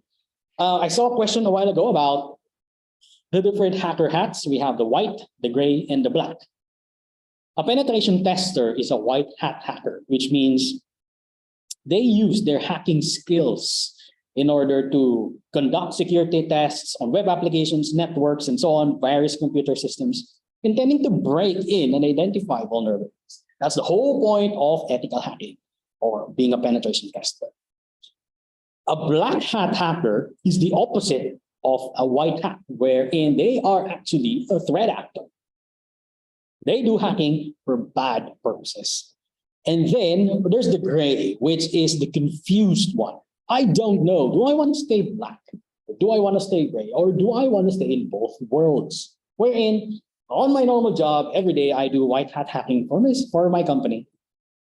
But when the sun sets down, I put on my hoodie and then go to my basement and do sorts of things. That's a gray hat hacker. The difference is a white hat hacker has consent and legal documents to do penetration testing. A black hat, even though the intent was for good, as long as it is done without proper consent or legal documents, it's still unethical. Right? And the gray, if you go to the gray, you're in the middle, you're set in the middle on your day-to-day job, yeah, that's legal, whatever you're doing there in being a white hat. But when you go to the black side, please be informed that that might have higher consequences. And forensic investigator retrieve information from computers and other digital devices to discover how an unauthorized person access a system or gather evidences for legal purposes. This is actually one of the job of a forensic investigator. There's what's called a chain of custody, wherein an evidence preserved and then handed over to different people, different departments, or whoever needs to have a hand on it, should have a proper chain of custody document wherein there are proper handovers, it's signed, et cetera, and so forth. And the chain of custody, being a chain, must never be broken, must never be cut. Otherwise, if somewhere in the middle, you would have taken this measure already to preserve that evidence, but the chain got broken somewhere in them, the whole evidence might not be, it's no longer acceptable in a court of law, which means the only thing you can do now is, well, figure out what happened, but you can't really point a solid evidence towards your suspect because the chain of custody has been cut. The idea is the suspect might say that if the chain of custody has been broken, somebody's probably framing me up, that somebody in the middle of that investigation is planted somewhere in there to accuse me. But if the chain of custody is not broken, then it's the strong evidence towards whoever the suspect is. And then we have the application security specialist, which ensures the code, scripts, and programming of current applications and development of new ones are compliant to coding best practices to maintain overall security posture of applications. Now, here's the thing. If you are developing an application, a web application, a software, or whatever it is, the idea is on its own, it should already be secure. It should already be able to stand up against a lot of attacks. And then you protect it with another layer of security. Could be a firewall, could be intrusion detection, could be a technology, process, and then people. But the job of an application security specialist is that whatever we output as an application security specialist should be in itself be able to stand against some attacks, should be robust and resilient already, able to recognize that, hold on a minute, you're putting in scripts. No. That's not accepted. I'm going to reject that. It's actually called input validation. Those kinds of things, which are something like, for example, if I am expecting a name, so I have a field that expects a name, you can already filter out in your coding that the name field will not be accepting numbers. That's one. Or special characters like sharp, @ sign, or so on. It's just going to be probably a dot and some alphabetical characters. So in that way, you would already have eliminated that field. If an attacker tries to input scripts on that, automatically, hold on a minute, that's a special character. I'm not allowed. You're not allowed to input that. So reject. That's part. That's one of those things that are applied in secure coding. So if you are into programming, if you are into coding, this might be a job for you. And then we have the security auditor, assesses an organization's process and technology for potential issue with security, efficiency, and compliance. Part of the job of a security auditor is to ensure that accurate assessments happen, evidences about a certain item on the assessment, like for example, an audit has happened. They say that, yes, we have this in order to protect this. So an evidence is provided or asked for by the auditor. And the importance of this is, like, for example, the Data Privacy Act of 2012. How do we know that we are actually compliant to the Data Privacy Act? An audit must be performed. An audit or an assessment must be performed in order to make sure, or all the checklists of what the DPA of 2012 says have been complied with evidences to prove that it is actually compliant. This is what's also done on ISO 27001 audits. So a security auditor comes into your organization and then asks you a whole lot of questions, asking for evidences and so on. It's a big, complicated process. I have not encountered that. The assessments I have was on CIS security controls, which is another set of cybersecurity standards, and it's a whole new topic. Anyway, that's the job of a security auditor. Again, we are, for example, you are a company who is processing credit card payments, and therefore you must be compliant with PCI DSS. how does PCIDSS know you've done all the things that they require and an assessment and all that has to be done. All right. Thank you for staying up until the end of this seminar. Well, we're not yet fully finished. But just to summarize of the things that we have discussed, we have understood the definition, scope, and goal of cybersecurity. We looked at the different domains and functions along with the trainings and careers that are available for you in cybersecurity. We also learned about people, process, and technologies, and how it protects confidentiality, integrity, and availability. We now have an idea about this. Cybersecurity is not just about technology, it's also about how your people are trained and what processes you have in place. And also we understood that the heart of cybersecurity is confidentiality, integrity, and availability. We also gained knowledge about the different threat actors, who's out there, and what are they capable of doing, what tools they use, what tactics, and so on. And then we learned about managing risks, that it's not about eliminating it completely, but it's about how do we act on specific risks towards our organization. And lastly, we discussed some of the basic cybersecurity protections and how they are implemented by the organizations. Okay, so again, thank you for listening for now. These are my resources. I can share the slides to you as well. We come to the pre and post activity survey form. Please answer the survey form. This will be part of the webinar. And this is a requirement to get the certificate for this webinar, which is signed by USAID and the Department of Information and Communications Technology.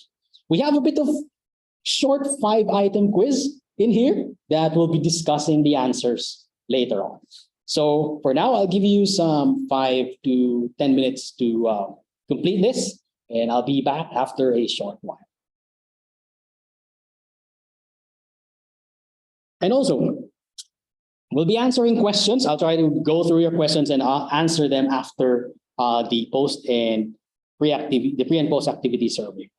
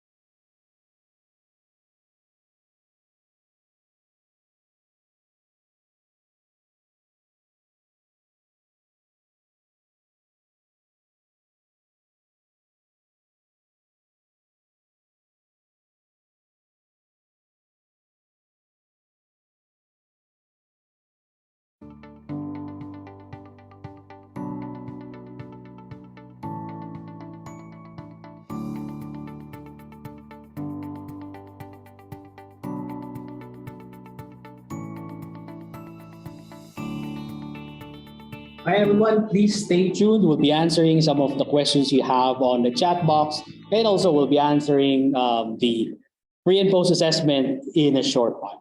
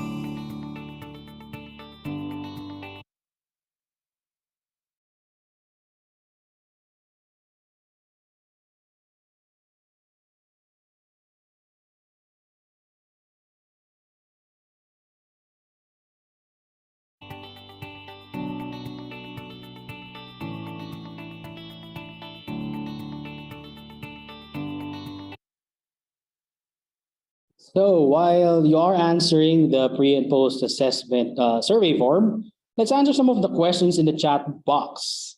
We have, do you have trainings on incident responder handler that you can provide? And schedule of trainings relevant to this? Yep, we have trainings, but we can provide a list of trainings, but the actual doing the training will be launching some incident handlers, hopefully in the next few months or so within the year, or perhaps during next year, or as long as in the life of, during the time of Beacon Project, I hope we can launch one training, a formal full-blown training on incident handling. But I can provide the list of the different incident handling trainings. The pre and post assessment is on the QR link. You can also access https://bit.ly/CPIT launch. What specific systems and tools are used and recommended by the ICNC are the ICT insert for SIEM SOAR in incident management? That I cannot provide. We cannot recommend, we're not recommending any specific tools or brands, but SIEM in itself is already a device. SOAR is also a product that is used for insert. But on specific brands, I'm sorry, we cannot provide that. The red team, blue team, and purple team differences.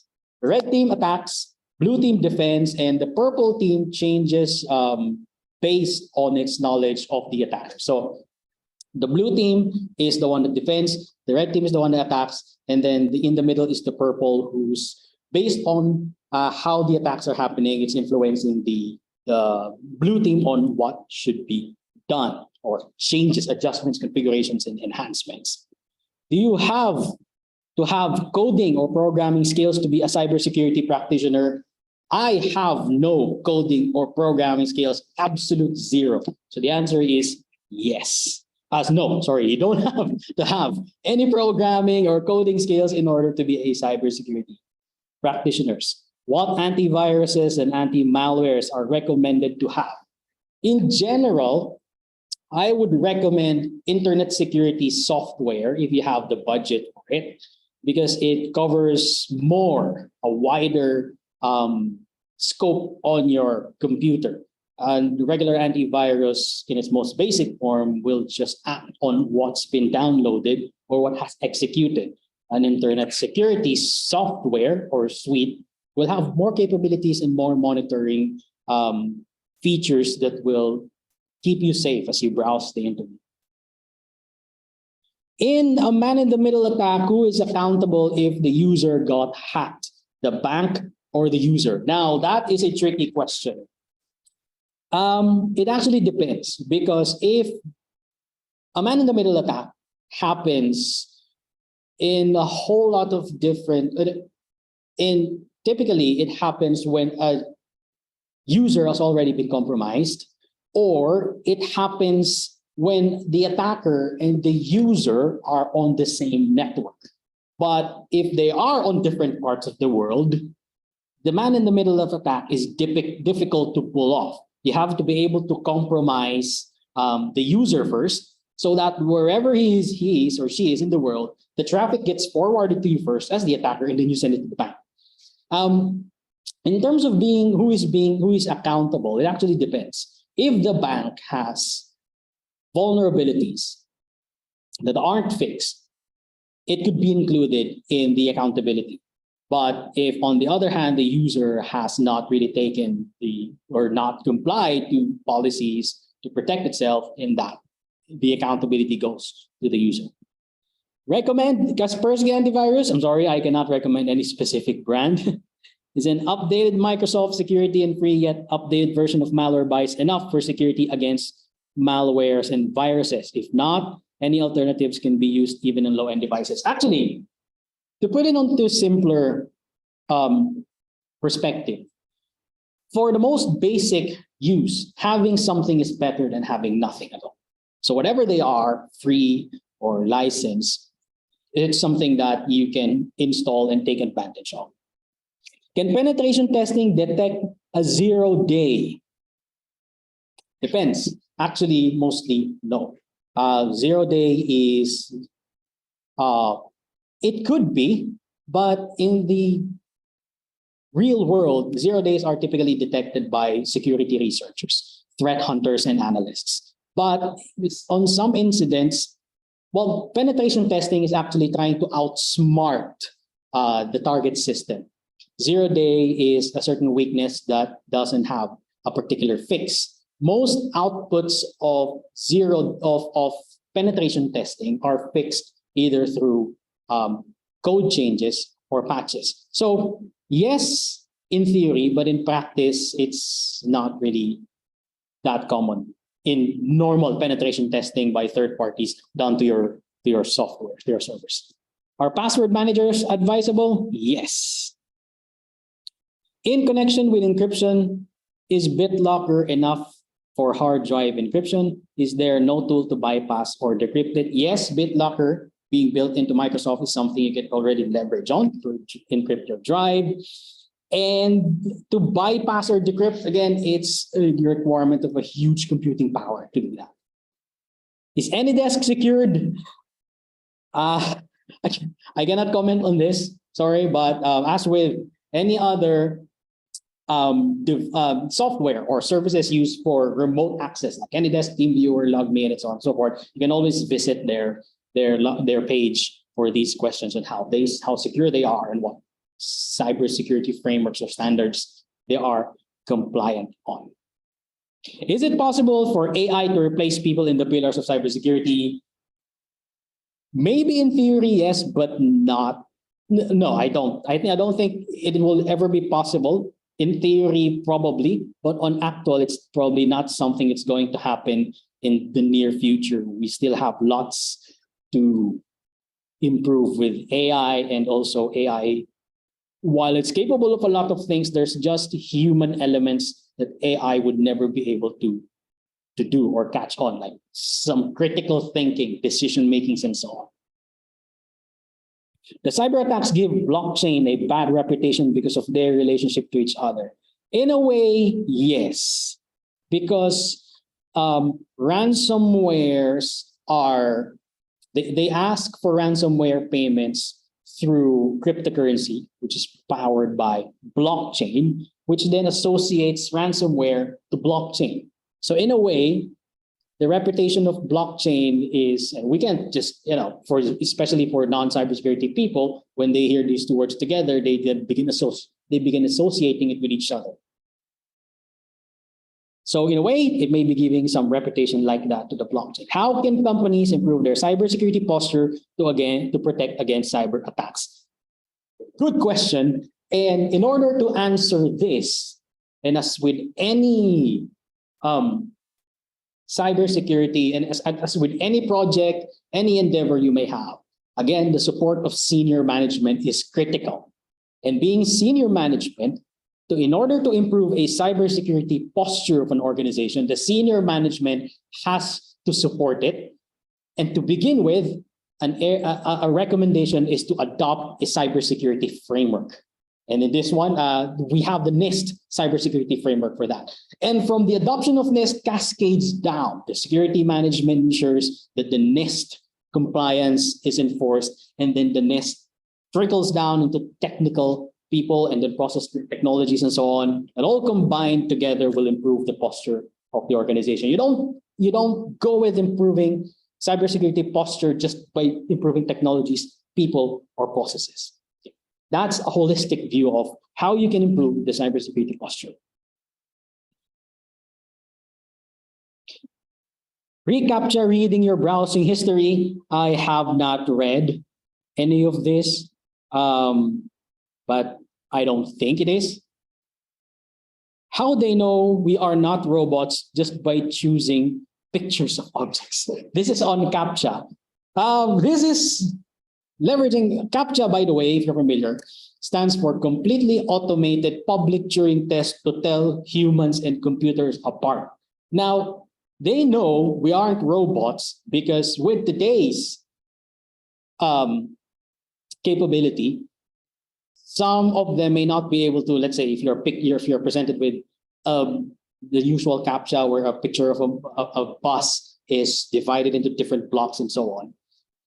for now, robots or AI may not be yet, although it could possibly be already on some developments, but the goal of CAPTCHA is in theory, an AI or robot should not be able to figure these out.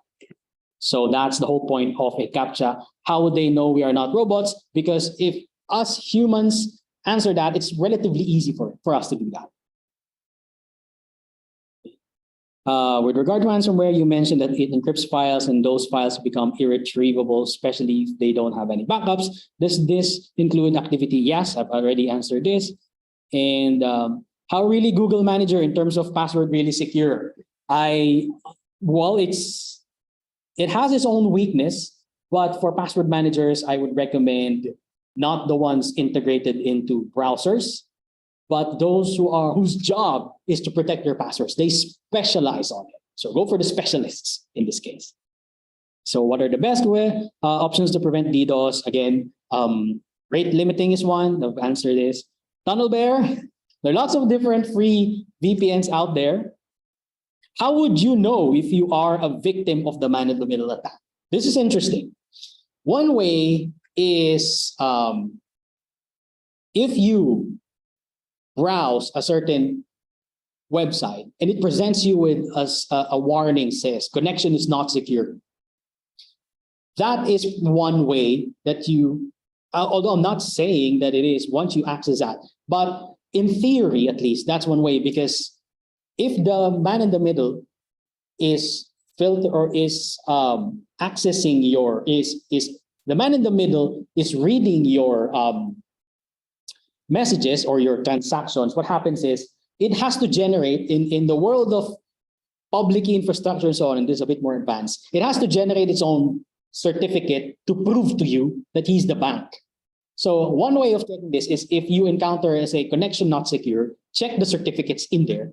If it says a different one, then it means it's somewhere in the middle of your connection is probably an entity. So if you go to the bank, let's say bank.com, you can check the certificate. There are ways, you could just Google this one, and the certificate will have a green sign saying that this was signed by this, and that as a proof that it's a proper certificate. But if you get intercepted, the attacker cannot replicate the certificate that the bank also has. So what happens is he has to generate his own certificate and so on, and present that certificate to you, to which something you can check. Hold on a minute, this is not a proper certificate. So probably I am on another website where somebody is trying to infiltrate or be in the middle of my connection.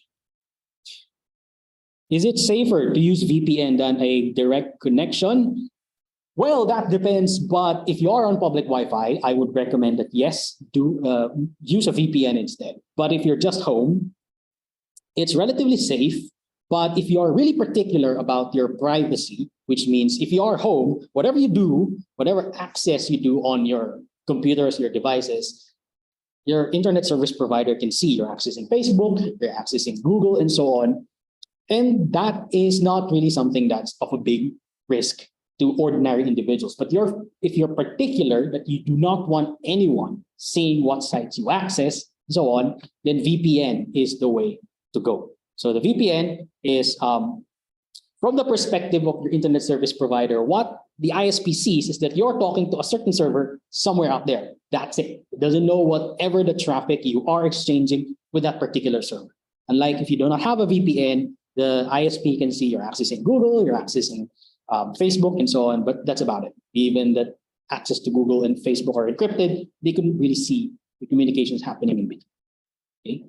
Is ECC the same from CC of ISC squared? ECC is our program which leverages on ISC squared's certified in cybersecurity. So you take the training and then complete it with complete the whole training, you get issued with a course completion certificate, and then we issue you a certificate that DICT and USAID Beacon recognizes that you have completed this training, and that also includes you in our roster of further trainings that Beacon can offer in the future, and including this CPIT webinars.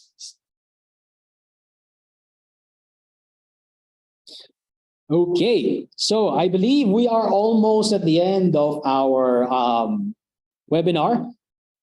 Thank you again for joining me. I do have one more thing to share with you guys.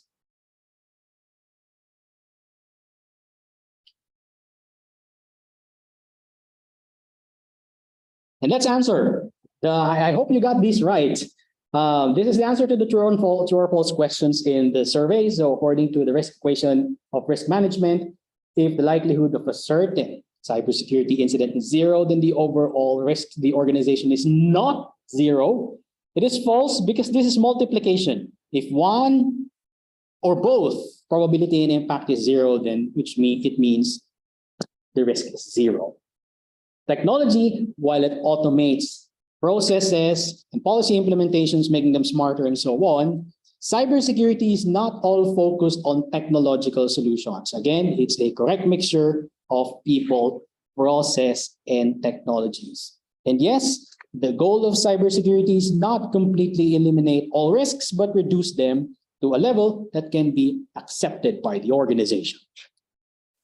And the need to know enforces only bare minimum capabilities. It's actually least privilege. Bare minimum capabilities, least privilege, and then having the required access is need to know. You have to have a justified reason to access, and that is the concept of need. And lastly, yes, encryption protects confidentiality because only those who are authorized will have a copy of the keys. I'll leave you with this quote from The Art of War by Sun Tzu, a Chinese general back in history. If you know the enemy and you know yourself, you need not fear the result of 100 battles. If you know yourself but not the enemy, for every victory gained, you will also suffer a defeat. If you know neither the enemy nor yourself, you will succumb in every battle.